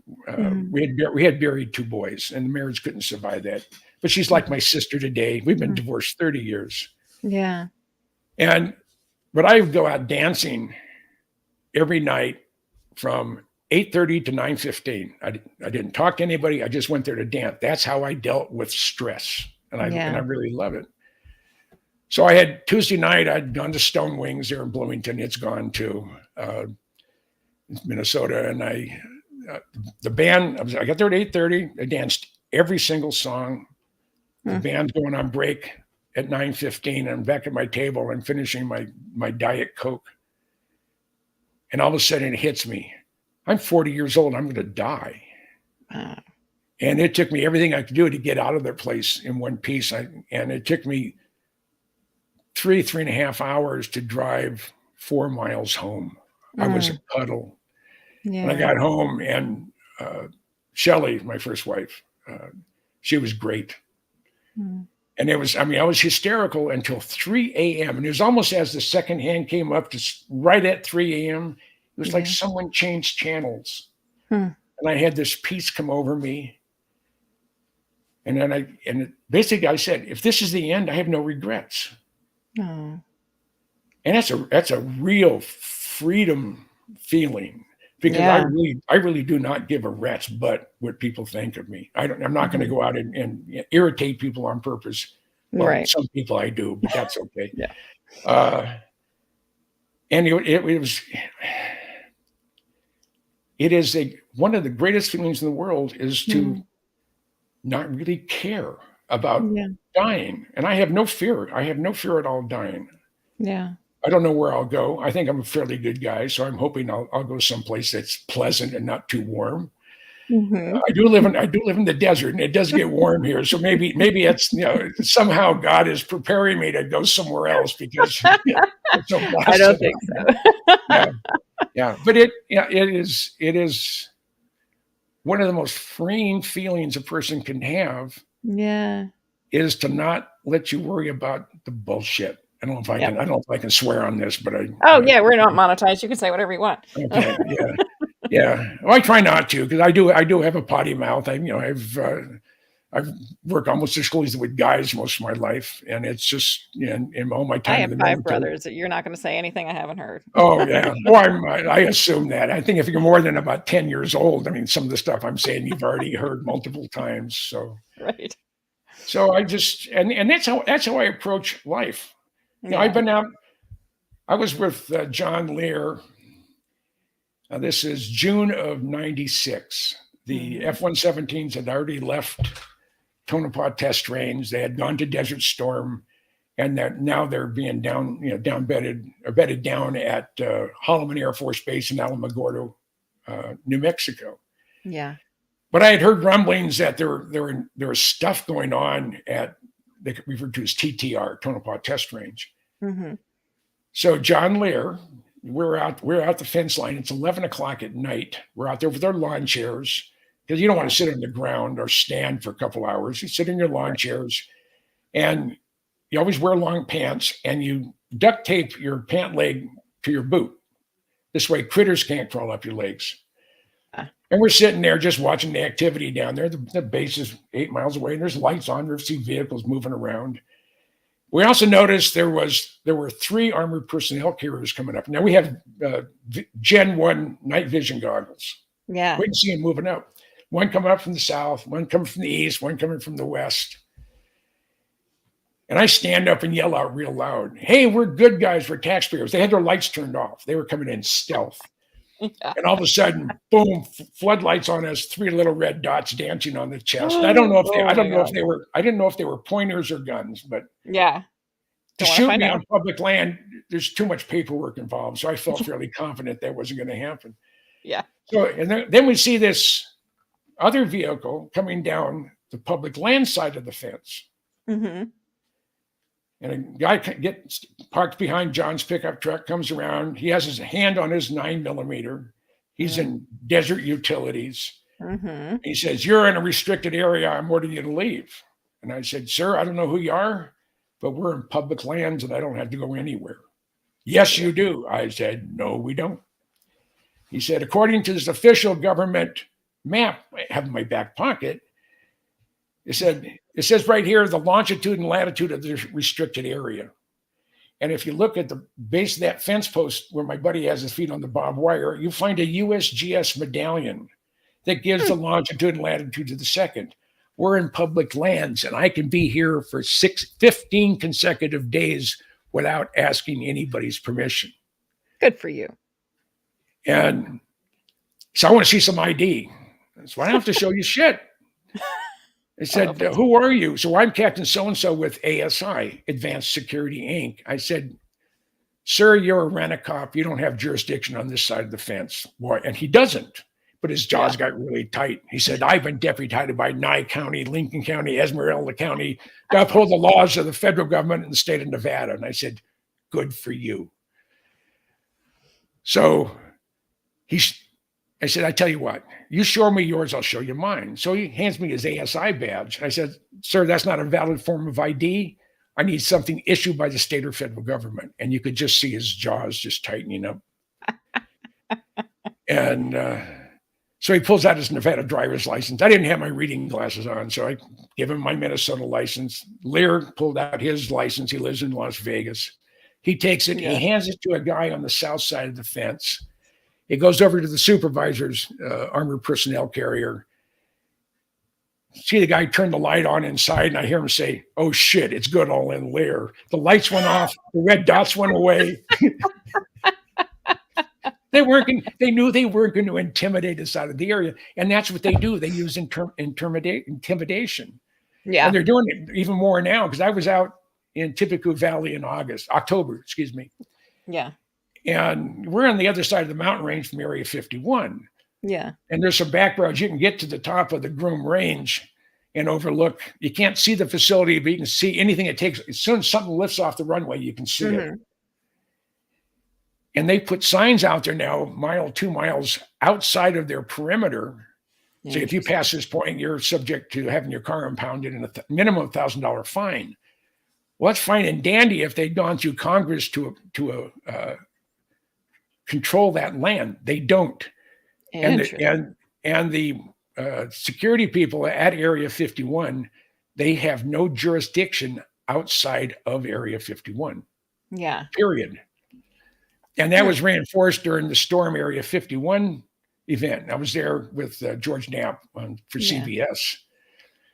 And one of the words that came down from the Pentagon was that the Pentagon said that the perimeter at the test site, they'll never say Area 51, but the perimeter of the test site will not be breached. And they spelled out period, which means they be like a big exclamation point. Yep. And being that the security people and the Air Force security people within the boundary of Area 51, they have no jurisdiction outside of that area. So the state of Nevada had put their National Guard on alert, and they had assembled all of the non-lethal crowd control equipment that was on the West Coast. They brought it to Area 51. And they used the crowd control unit that's a microwave. It makes you feel like you're on fire. It's not gonna hurt you, but you're going to stop and you're going to run away from it. The Yeah. other one is they refer to it as the brown sound. It's extremely low frequency sound, and when you're hit with it, it empties your bowels. Oh, Lordy. So a pants full of poop can really have a direct effect on your enthusiasm of going forward. And someone asked me, said, well, there's going to be 2 million people going to storm it. Says, how in the hell are they going to stop it? And he said, you just shoot the first guy who's ever out front. Trust me, true. They'll turn around and head the other way. Yeah. It's the idiots we have to deal with there, out in the desert. Yeah. But I still do it. I still love it. It's still fun. So have you ever seen anything unusual? Because planes, and I'm sure at least what we're capable of. Living here in Tucson, we don't have any streetlights out here. Okay. There's a place called the Dark Sky Initiative. They're based out of Tucson, and they're encouraging cities that are near optical telescopes to change the way they do lighting. And the first city to actually get certified as a Dark Sky Initiative city is Flagstaff. Oh, nice. They have the I can't remember the name of the telescope complex up there. And so when we go out in Oro Valley where I live, there's only streetlights on the main road going through. That's it. Yeah. Wow. And you go outside, and if the foundation lights are off, and I go sit outside, I mean, you can just see thousands of stars. It's amazing. And I go out there every night, and I just look. Now I've been at the fence line I've been at the black mailbox at Tonopah Test Range. No, I'm in Tipico Valley. Excuse me, Tipico Valley. I'm at Bob Mendelin's black mailbox. It's early 90s. There isn't a cloud in the sky. It's crystal clear. The sun's going down. It was just a sliver of a moon. It went behind the mountains. And it's so dark, I can't even see my feet. Yeah. My eyes hadn't adjusted yet. And I'm sitting there. I'm out there for about an hour and a half, 2 hours. And I'm saying, okay, if you can read minds, and I'm thinking as hard as I can. Yeah. Abduct me. But let me bring my Nikons so I can document this event. You can do whatever you want. Just let me bring the camera. Right. And keep me as long as you need, and I'll tell you everything. I'll tell you anything I know. I mean, I don't know that much, but I'll be more than happy to tell you. So it's the crazy things that I do. And it's just who I am. I love it. I've always been adventurous. Again, like I said earlier, the selling job to get something or do something doesn't start until they say no. Right. And then I have to justify it. I just before this last 2 years, before the pandemic started, I had submitted a request to the Air Force to go to Antarctica. Oh, wow. Yeah, I know there's things going on in Antarctica. Right?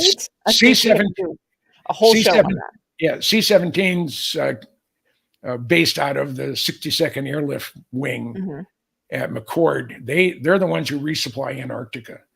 They operate out of Christchurch for the winter season, and it's usually late November, December, January, February, and those 4 months. And then end of February, their operation is over because it's starting to get bitterly cold. But I want to go there for at least 2 weeks, and I want to interview people, and I'm gonna resubmit my request. Yeah, and hopefully I'll do it. I also have another request. The books that I write about airplanes, and I write about submarines. Yeah. And I've had my airplane friends say, what in the hell are you doing writing about submarines? I mean, my God. And I said, how exciting are those? I said, well, they're black. They're stealth. They were our first stealth machines. And they're deadly. And all the general public sees, they never see them when they're at work because they're under the water. Yeah. So if you've flown over Pearl Harbor, or you've seen one from a distance, you can see the the top 20% or 15% of the hull and the sail, and that's it. Yeah.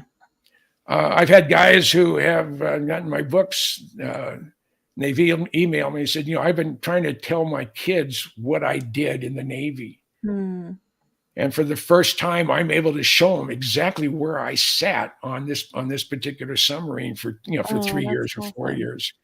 So it's one more area of interest to get to see things that the general public can't see.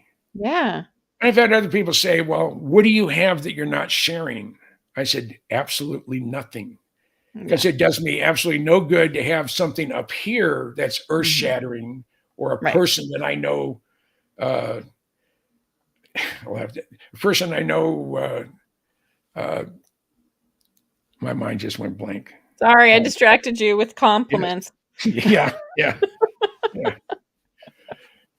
So it does you no good to have something earth-shattering in your mind. Yeah, right. Because and a mind's a terrible thing to waste. I have 100 things going on simultaneously in my brain. My brain is always going like this. Yeah. But it does me no good. I could have a heart attack right now, and if there's something up here I haven't shared, it dies with me. So it does me no good. And I've told anybody, said anything that I know, there's a couple of people I'm going to contact immediately. One will be Dave Scott. Yeah. I just love him. He's you've known him longer than I have. He's just someone that you have to like. Yeah. And I contact the Cousin Brothers. My dear friend is Michael Schratt. I let him know, and I let almost everybody I know that has an interest in knowing what's going on. I'll share it with those people. That's because it doesn't do me good to keep it to myself. I know I've met people in the Black community, and I'm not talking about racially Black. I'm talking about classified Black. Yeah. Who, I've asked a question and they get really weird on me. And I know the question I'm asking is not classified, but they're so spooked they won't say anything. And some of it could be earth shattering. Like the question I asked Jeff Babion on the UFO utilizing UFO technology in Skunk Works airplanes or programs. And if he'd have said something or even hinted on something, the world would know. I'd get it to somebody who would post it, or I'd come on our program now. And this is session 1 of the beginning of the best, right? That's right. Absolutely. As you said, we'll terrorize the airwaves. That's right. That's right. And it's just a lot of fun. Yeah. And I enjoy it. And I'm blessed with a good memory. You are, for real. Like I'm amazed. I can barely remember what I had for breakfast yesterday. When I was in the service, I worked with communication equipment and telemetry and PBX systems. They're all sort of intertwined back there. But I have, there goes my brain again. I was going down this one track, and all of a sudden it decided to derail. Because it knew you just said you had a good memory, so it was like, all right, buddy. Yeah, no, but because I have so many things going on, it gets confused sometimes. Yeah. And in a week I turned 77, so my brain has been through a lot of cycles of thinking and whatever. It's amazing. Near the town B&B at Hawthorne. I don't know what. Oh, it must be the Hawthorne, Nevada, is Angel. Oh, okay, maybe. Yeah, and there's a big lake there, and it's right on US 95 as you're heading up towards Reno out of Tonopah. So no, I have no knowledge of what may be going on at Walker Lake. So interesting. Yeah, I haven't heard of it either. Yeah. And maybe she'll, and if it is Hawthorne, Nevada, if you can just give me a thumbs up, this is for Angels. Our life. Yeah, that would be good. Let us know. Yeah. All right. Well, we'll wait, and if she comes back, I'll put it up for you. So you never did tell us what happened. You asked, like, hey, if anybody's out there, come get me. Did you see anything? No, No. I was really disappointed. I was really hoping. Yeah. And there was something I saw, but I didn't photograph it. And I looked at it and said, well, that's weird. And then I think about, well, maybe if it was too far away, I look again, it was gone. But it was an orb. But I don't know. It could have been a weather balloon. I don't know. Yeah. And it was north of Area 51 and east of Tonopah Test Range. Well, that's interesting. Yeah. Wow. I mean, I suppose it could have been a weather balloon, but still, that's an interesting spot. Yeah. Oh, it is. It is. And I don't know if you're going to join us on the Sunday. Of course. Of course I'm joining you. We're going to go up to see what we can see in Tippecanoe Valley. I will take you to the north end of the fence line at Area 51. Yes. And we'll probably get harassed by the guys in the white pickup trucks. So you give them the one finger salute. And they won't let you photograph their face. They pull a camera out and they'll go like that, or they'll pull the visor down or whatever. Yeah. And chicken shit. And I'll just hide behind you. I'm pretty short. I'll just be like, I'm here with him. Okay. Yeah. All of my wives have been short, so that's good. Really? Yeah. They've all been 5 feet or shorter. Oh, I'm not that short. I'm 5'4.5". I got to get that half. Well, Rosemary, my current and final wife. Yes. Yes. She said, I'm 5'2". I said, no, you're not. Well, I was. And when I hired on with Alaska Airlines, I was 5'2". Said, but you're not 5'2" now. Yeah. So I made her, this is about a couple of years ago. I made her, first thing out of bed in the morning, I put her up against the wall. I put a book up there, and put a mark, and I got my tape measure. Oh, you're 4'11 3/4. Oh my goodness. You're not even 5 foot tall. And then the Antichrist, who was number 2. And I wasn't officially married to her, but I was with her exclusively for 5 years. Yeah. She was 4'10". Oh my gosh. Wow. And 100% Greek. Yeah. And she was punishment for something evil I did in a past life. That's the only way I can explain it. And I don't even know how I'd react if I saw her today. Yeah. She had that much of an impact. I mean, I think she possessed part of my soul. Oh my gosh. Well, let's hope we don't have to see her. And then Tommy wants us to live stream from the fence there. Yeah. When the F-117s were first flying, I had all the alphabets used some of my imagery, both of Tonopah Test Range and the airplane. Yeah. But they didn't want to get their fancy shoes dusty. They could have driven there with a TV van or go out there with a commercial grade video recorder and did the same things I did, but they're too damn lazy. This is, the Lane Street, town of Hawthorne, Walker Lake was mistake with fingers. Something goes on there every time I pass that lake. I become violently ill. Some type of ETs. Huh. So what are your thoughts on ETs being here? Do you think that that's possible that they have come here? I think my daughter is one. Yeah. Yeah, I really do. I mean. Yeah. No, I believe you. I'm not. Hey, I believe it. There is too many unexplained things have gone on and people have seen over the history of man. Yes. To say that we've been visited. They're here on a regular basis. Or was it the Israeli scientist? And I wish I remember his name. I'm really good with numbers, but I'm not very good with names. And he said that one of the reasons why there's very little coming out officially from governments is because we're not ready to accept the fact that they're here. We, the public? The general public. Yeah, the general public. I have a friend who works for the NSA. And when Tucker Carlson announced, and along with the other gentleman from the federal government, that there are craft flying in our airspace not of this earth. Mm-hmm. I sent an email off to my friend, said, "Do you believe in UFOs?" And the response was instant. I mean, shortly after I said send, I had an email back. And he said, "Why, did you see one?" And I went back, "No."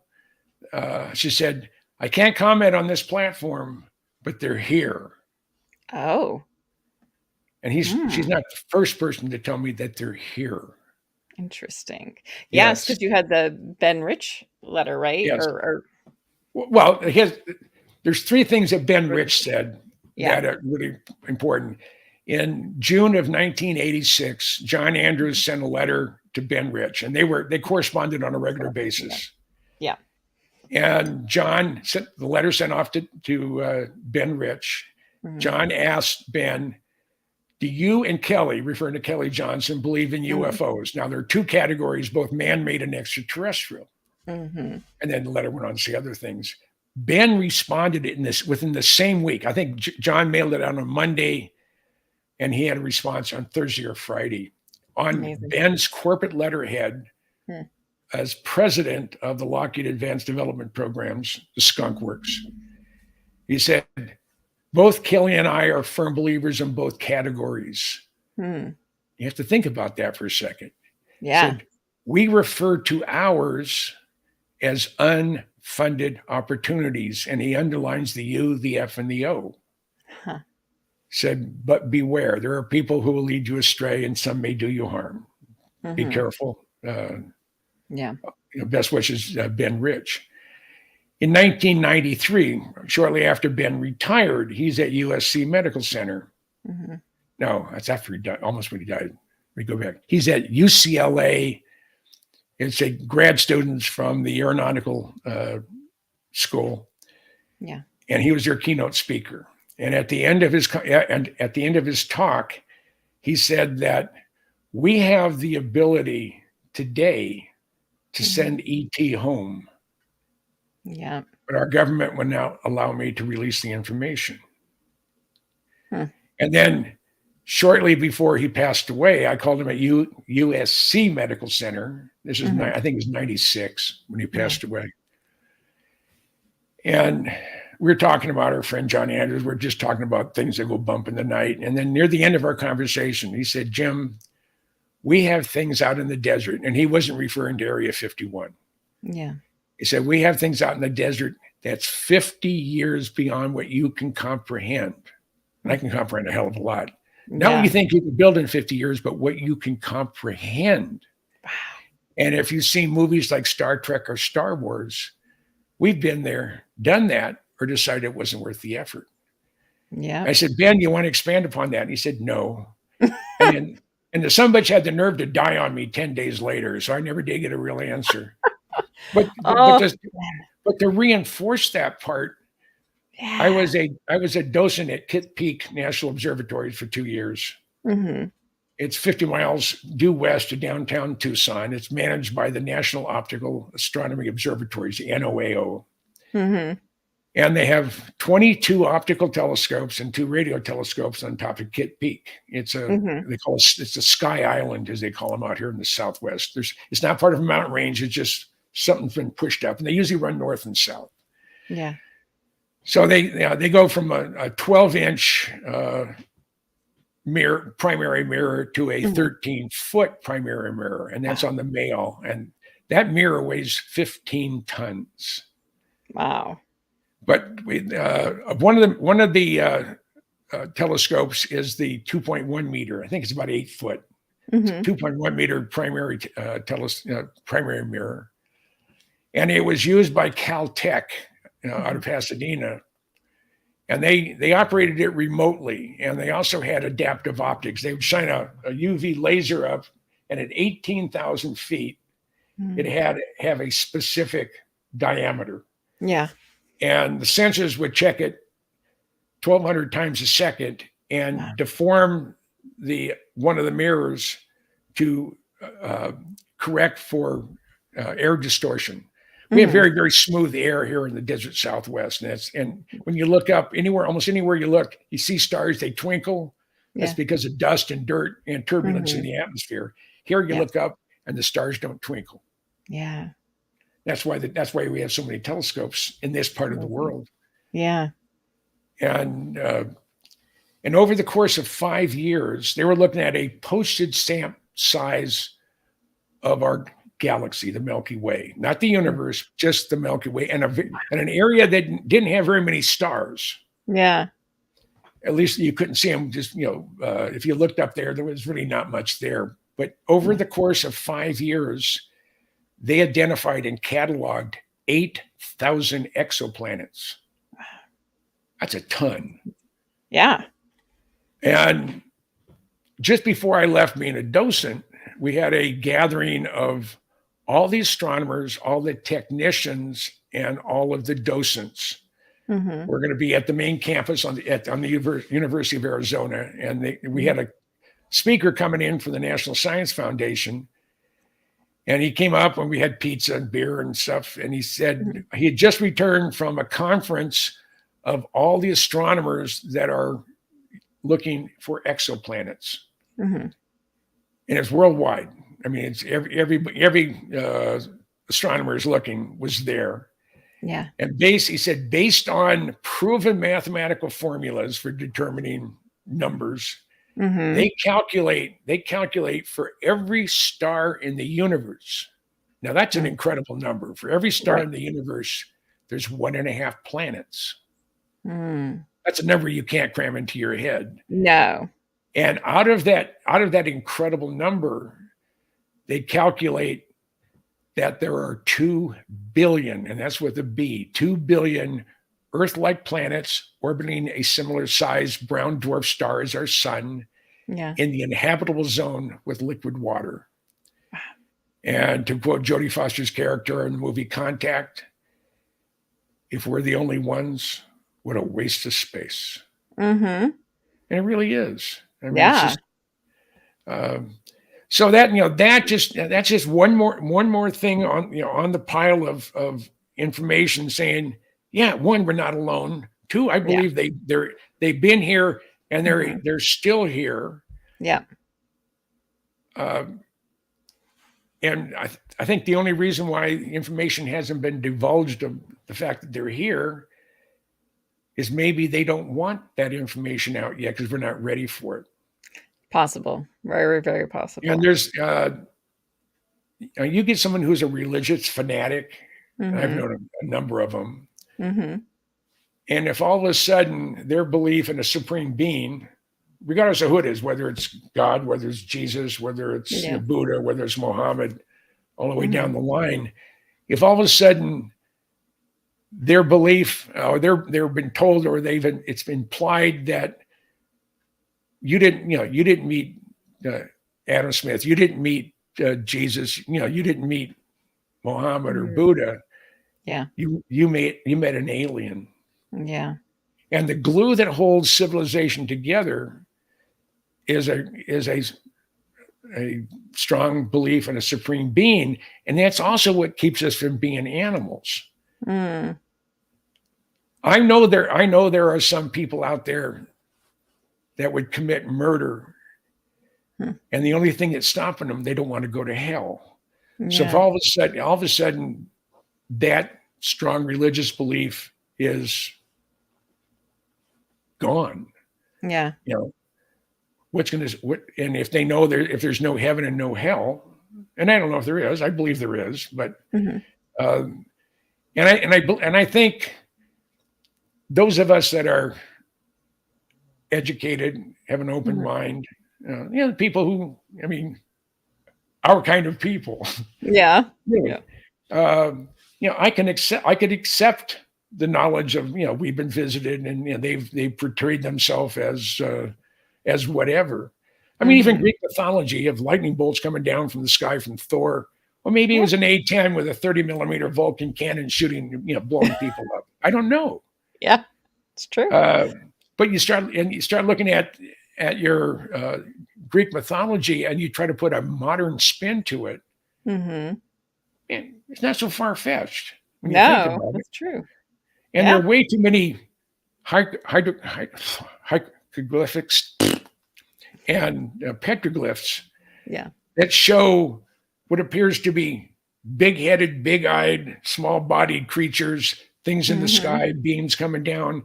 I mean, there's paintings in the Vatican. There's paintings from From the biblical Renaissance. times, Yeah. that have things in the sky, Mm-hmm. and they look like flying saucers. Yeah. And I was talking to some guys last night, and they were talking about this new UFO organization they're putting together. And they announced this week that anything and everything they find, they're going to classify. Of course they are. Yeah, bastards. I mean, it's as citizens of this planet, we have the right to know if we're being, one, invaded, or two, we're being visited. Yeah. And there's people out there saying, we have to prepare for an assault from alien beings take over this planet. And I said, no, we don't. I said, if they have the technology to fly from one end of the universe to the other, it's nothing we have that could deter them. We're a pissant compared to a Tyrannosaurus Rex. I mean, they could squish just and you're gone. But they're not. I think they're looking at us and saying, what in the hell are they doing to that beautiful blue planet in this insignificant solar system, in this insignificant galaxy, in an insignificant corner of our universe? Why are they messing with messing with UFOs, or they're afraid of this, afraid of that? Because if the alien culture wanted to get rid of us, they could have done it any day of the week for the last 4 billion years. Oh yeah, absolutely. And, absolutely. I think people sometimes forget that, we are, even just within our own galaxy, we are a very young solar system. We are very, very primitive, and so that's what always kills me too, when people are like, well, there's no way that they could be visiting because the technology it's impossible according to the laws of physics as we know them, blah, blah, blah, blah, blah. And I'm just like, I just sit there like, wow. Well, at one time they said we know it all, huh? It was impossible to break the speed of sound. You would die if you broke the speed of sound. Right. And there's all sorts of false fears. I believe they've been coming here forever. I think they have come in. There are gaps in the evolution of man, woman too.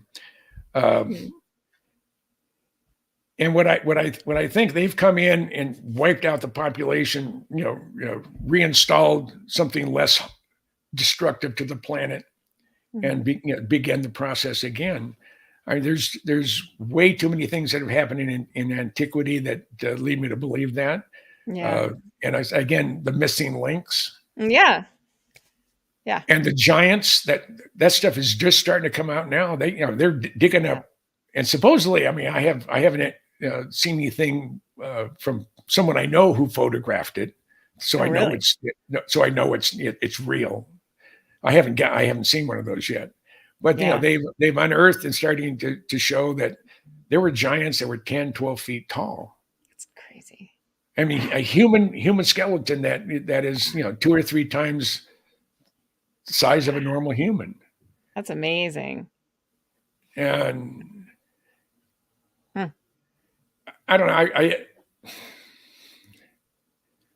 I hope something. I have in my heart. I have a premonition that something's going to happen fairly soon. I hope I don't know. I mean, I've had gut feelings.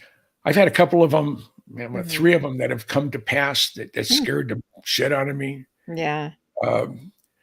I told my first wife for 7 years, I keep having a recurring dream. I'm in San Francisco during a major earthquake. I can see a full moon. And I'm staying in downtown San Francisco. Now, I grew up in the Mountain View, Los Altos area. I have family in the East Bay, so I'm not gonna spend time staying in San Francisco. I'll go up there, visit for the day and the night, and then go back down the peninsula or go over to the East Bay. But I was there for a convention. I was a national sales manager I was a vice president, general manager for this French company.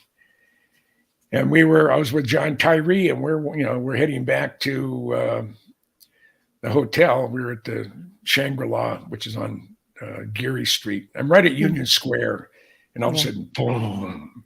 And at first I thought someone had blown up I Magnum. It was right in the corner of Stockton and Geary. Yeah. There was a homeless guy beating on the window, capitalist pigs. And then all of a sudden I heard glass break. Yeah. And I thought this homeless guy just broke the plate glass window. Yeah. I looked over there and he was running. I looked up and I see sheets of 5/8-inch plate glass coming down from 10 stories up. And I OJ'd over the front of a car. And I'm standing right in the middle of the intersection of Geary and Stockton. And I look towards Market Street and I see rubble. I see stuff falling, facades crashing down. Oh my gosh. I said, oh shit, I'm here for the big one. Oh. So Tyree said, what do we do? What do we do? Because I've been in quite a few earthquakes, both in Alaska and California and such, in Washington State. I said, well, we have to go somewhere where nothing can fall on us. So we went into Union Plaza. It's a park. It's also the roof of an underground parking lot. Yeah. So you stay on the sidewalk, but stay away from things that could come crashing down on you. Mm-hmm. So John said, is this all over? I said, no. I said, we're going to have either an aftershock or this is a preview of coming attractions that we just saw. And we're going to have the real big one. And about 20 minutes later, we had a blow and another good shake. So I said, well, the world didn't come to an end, so let's get back to our hotel because all the power's out everywhere. Yeah.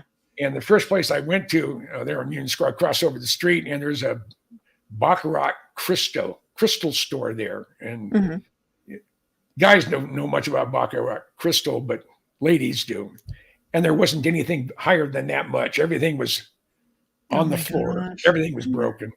Oh my gosh. I was talking to a young girl who was a clerk there in Macy's. I said, well, what happened in the store? And he said, well, as soon as the thing started shaking, all the women in fur coats were grabbing bottles of Joy perfume, and running out of the store. Oh my God.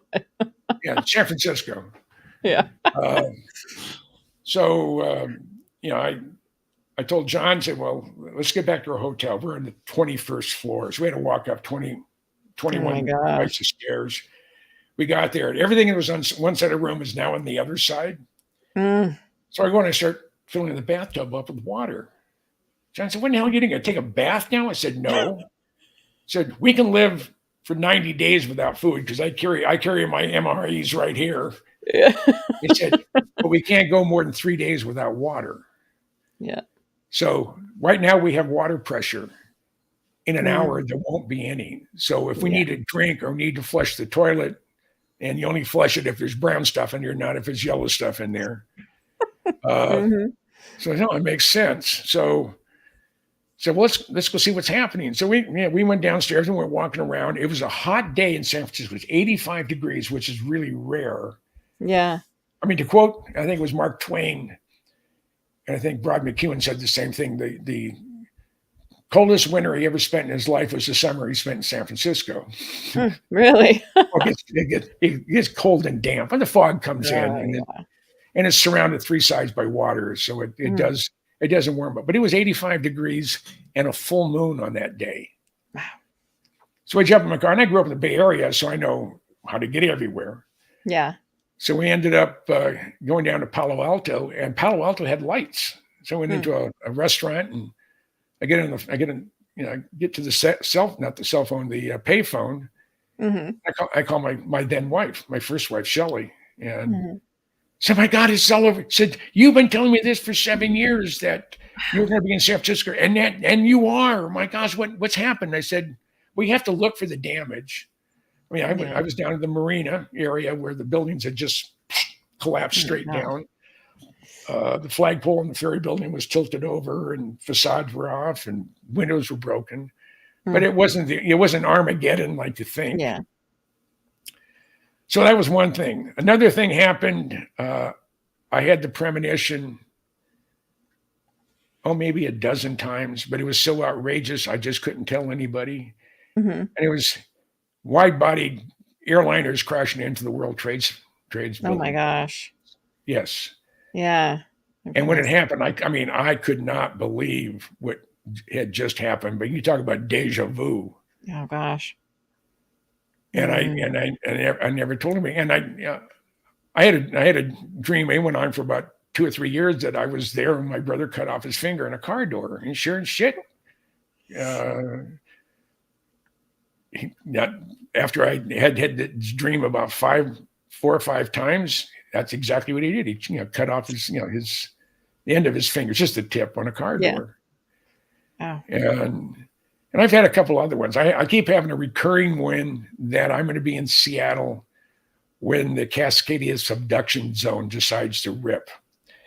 And geologists and volcanologists at the University of Washington said that when the Cascadia subduction zone, when it finally releases, now it usually releases every 250 years or thereabouts.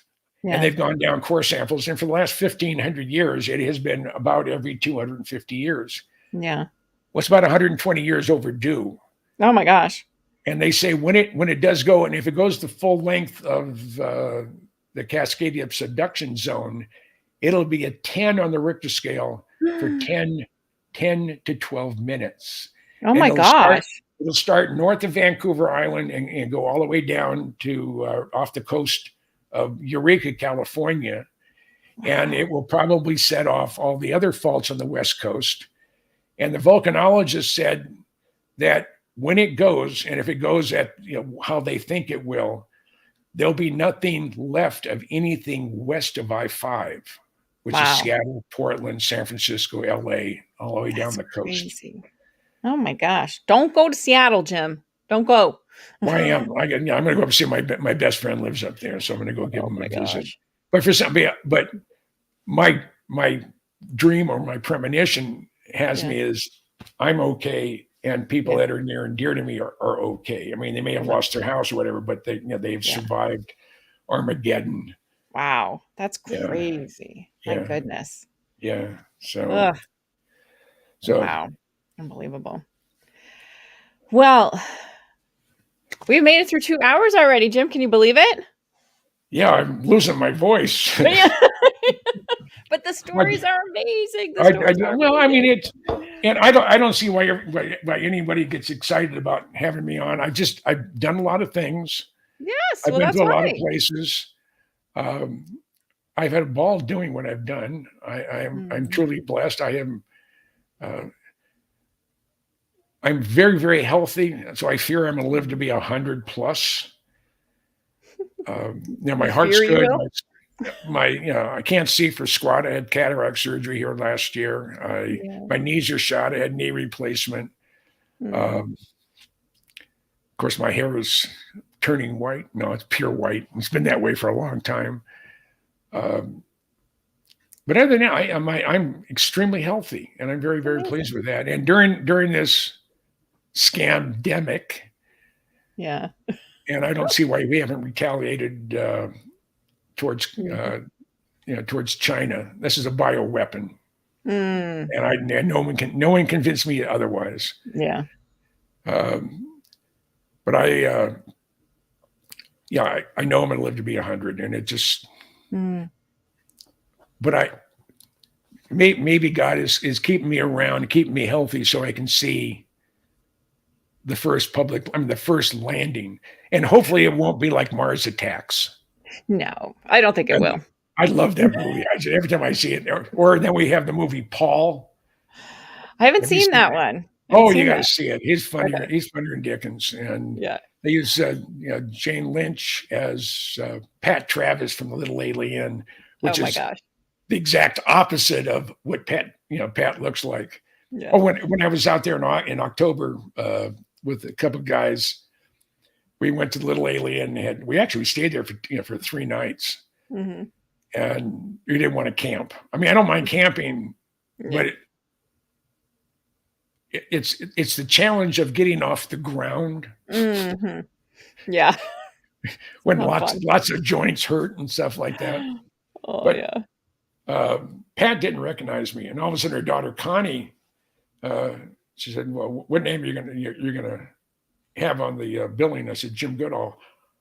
Oh, I didn't even recognize you. I said, I've lost 45 pounds since the scamdemic started. Wow. Good for you, though. That's amazing. Yeah. And when I was married to the fraud, she did everything she could do to have me die. I mean, Oh, gosh. after dinner, I think I consumed at least 5,000 calories of junk. Yeah. And I didn't realize how much weed she smoked until I filed for divorce. And I had just bought a bag of weed. Yeah. And it lasted me 6 months. And we were going in every 3.5 weeks, we go through a baggie of weed. So she must have been smoking it from the time I went to work until I got home. Yeah, probably. Yeah. So it was I didn't appreciate being taken to the cleaners. Yeah. I lost over $1 million. Oh my that hurt. gosh. Yeah. That's crazy. But she is miserable. I haven't seen her in 15 years. I saw a video of her. Her son got married, and her stepdaughter is near and dear to me. I just love her to pieces. So she posted it, and I was wondering who this woman who used to be petite, maybe a size 2 or smaller, who's in this moo with her hair frizzed out like this. And I realized that's my ex. Oh my God, what the hell happened? Well, she got a lot of munchies, I guess. My goodness. Oh yeah, absolutely. So, but this has been an absolute delight. I look forward. Yeah. Hopefully we can keep everything interesting. Absolutely. And I will be here every Monday from now until you get tired of me. Never. Yeah. Yes. So we will be here every Monday at 8 p.m. Eastern. We'll just talk about whatever we feel like talking about that week, right? And if anybody out there in Cyberland, they have questions. Yeah. Email them to Lynn or to myself, or during the show, you go into where you can make comments, and if I can answer the question, I will. Yeah. And I don't answer yes or no to questions. Some of my answers can go from one break to the other, and maybe one again. So and we were even talking about maybe like interviewing some people together too, which I think would be really fun. Yeah, well, Michael Schratt said he'd be thrilled to come on board. Oh, fantastic! Yeah. Yes, and I was talking to him just before I came online here. Oh, nice! And that's awesome. And I'm able to get John Lear. Now I'm going to go see Bob Lazar after our function in Vegas. But before I do that, I'm giving a presentation on the Blackbird. And I have a 175 slide PowerPoint presentation on the history and development of the Blackbird that I'm giving to the officers and senior NCOs at Beale Air Force Base, the former home of the Blackbird. And I think, well, hell, they should know all about it since it operated out of there. And then he said, well, no, the last Blackbird left Beale in March of 90. So it's been 32 years since they've had a Blackbird there. So people have come and gone, put 25 years in at Beale and retired and never saw a Blackbird. U-2s, yes. Global Hawks, yes, but not the Blackbird. That's crazy. So if the wing commander's there, I'm going to see if I can talk myself into getting a ride to altitude in a U-2.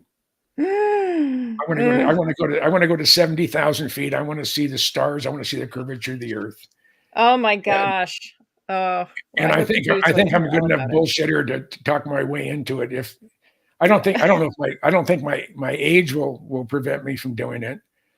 And hopefully I'm going to be well received, because my favorite subject is the Blackbird, and I know it inside and out, and I love it, and it's just been it's been good to me. And I have my Blackbird shirt.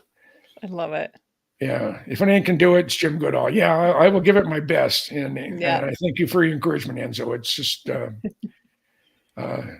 and like when I asked Jeff Babion about UFO technology and Skunk Works project, if you don't ask the question, you're not going to get the answer.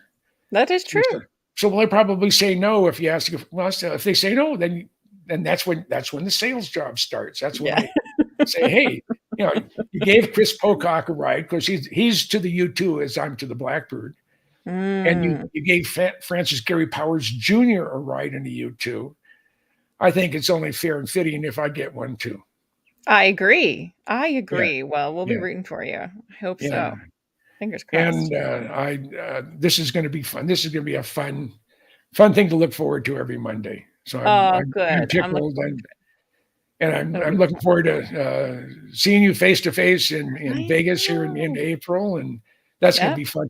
Do you have any more particulars? Has Dave set up anything with the Gold Nugget as far as?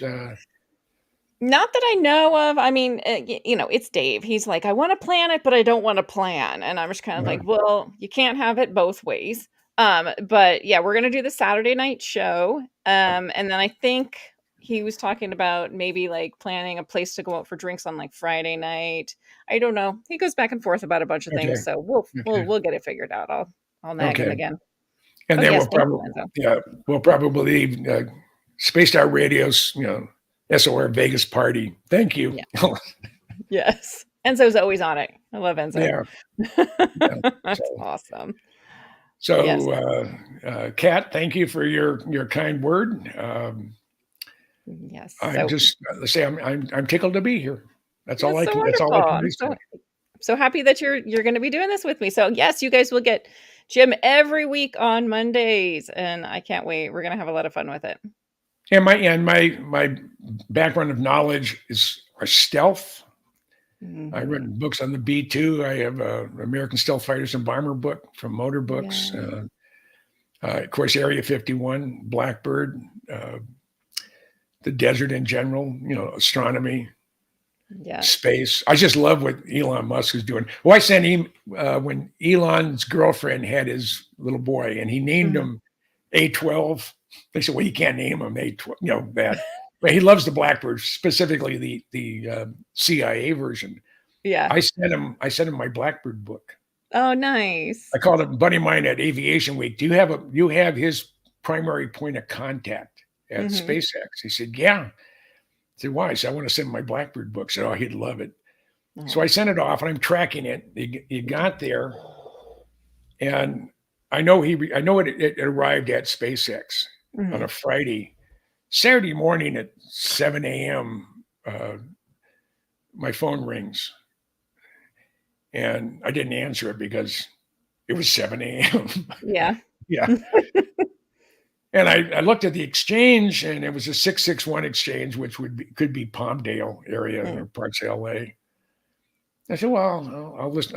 I'll listen to the message," and it was his primary point of contact at SpaceX. They were just Mm. opening it up when he walked in, and he saw the book, and her name is Jen. Mhm. Jen said his eyes got really big, and he said, That's for me, right?" And he said, "Yeah." And he took it, and he opened it up, and it's autographed to him and his son. Aw. And then she said, "That book is on Elon Musk's desk." Oh my gosh. Yes, That's he absolutely incredible. loves it. Yeah. So I asked him, said, "We'd like me to do a book like this on SpaceX."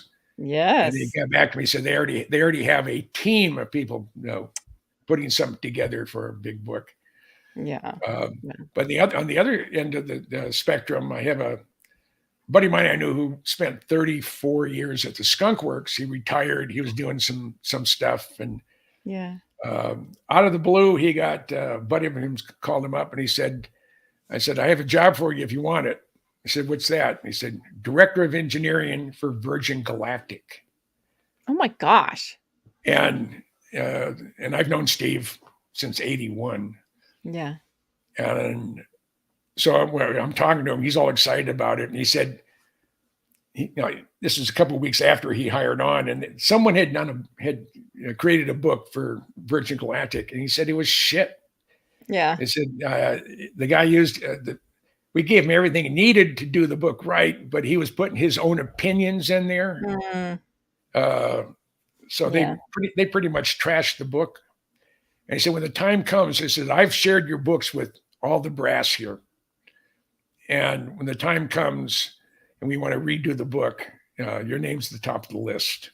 That's awesome. So one of the things I may do if and when that happens, and there's a good chance it'll happen, and I'm meeting with them on the Monday after our function in Vegas. Mm-hmm. I'm going to meet with them at Virgin Galactic there in Mojave. Wow. And if we can work something out, I said, well, you can pay me a certain amount to cover my expenses, but rather than pay me a whole bunch, how about giving me a ride into space? Yes. Yes. Amazing. Yeah. And your co-host needs to be there to document it. And I don't know if I could pull that off. Oh, if anybody can, it's you, Jim. Come on, I think that's a valid statement also. I mean, I've done stuff that everybody says, you can't do that. It's impossible to do that. Oh my God, he did it. Jesus Christ, how did he pull that one off? That's amazing. Wow. Well, I think that you definitely should get that at the very least. That would be fun. Right into space? Oh my God. Yeah. Yeah. Amazing. So incredible. So well, I have faith. I have faith. You'll get it. Hey, we're 2 hours and 20 minutes. That's I know, right? That's pretty good. Yeah. Pretty good stuff. Yes. I had a ball. I am delighted to be here, and it's going to be fun. I hope we don't run out of things to talk about. No, never. I can go on forever, but I work better when I have, when people ask me questions about things. Yes. Because I think it'll be fun. Maybe we can do some topics, and like I said, have some people on. Michael Schratt would be amazing to have on. There's just a ton of stuff we can do. So we'll plan some stuff out for everybody. I know they'll enjoy it, and it'll be a good time. Sounds good to me. Awesome. Good to me. Dear, right, you have a wonderful Monday. It's kind of almost time for bed out there. Yeah, I know. I got to get up at like 6 a.m. So I'm usually in bed. I know. Got to take kids to school. My Rosemary, she's a morning person. She gets up between 5:30 and 6. Yeah. Why, I don't know. I force myself out of bed. I usually wake up about 7 because the dog attacks me. I have a 60-pound rescue German Shepherd, and she comes literally flying and pounces on me. That's awesome. And then she starts she starts nipping at me like I'm another dog, like we're playing. Yeah. And so that really wakes me up. But then usually I said, screw this. There's no reason I have to be up this early, so I'm gonna go back to sleep. Yeah. But I'm a night owl. Yeah. I think I'm part vampire. My mom was a night owl, and everybody in that end of the family was night owl. So I usually don't go to bed until at least 1 o'clock in the morning. Oh, wow. My goodness. Sometimes I'm pushing 1:30, 1:45. Yeah. And I have to be tired to go to sleep. I can't, I know people who, the fraud that I was married to, she could just say, well, I'm going to go to sleep. And 15 seconds later, she's sound asleep. Yeah, I can't do that, but I can't either. And again, my mind won't let me. Yeah. My mind is the same way. It's going all the time. So yeah. So now if we made it another 7 minutes, it'll be 2.5 hours. Yeah. But I'll let you go since you have to get up early. Yeah, and I've had a wonderful time, and it's I did too.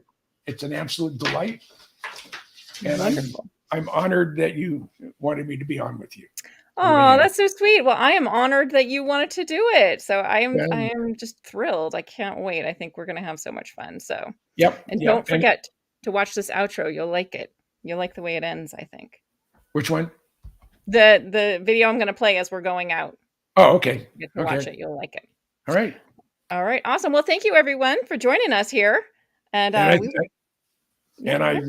Again, you have questions, you know how to get hold of us, and either Lynn or I can answer, any questions you may have if I have the answer, if she has the answer.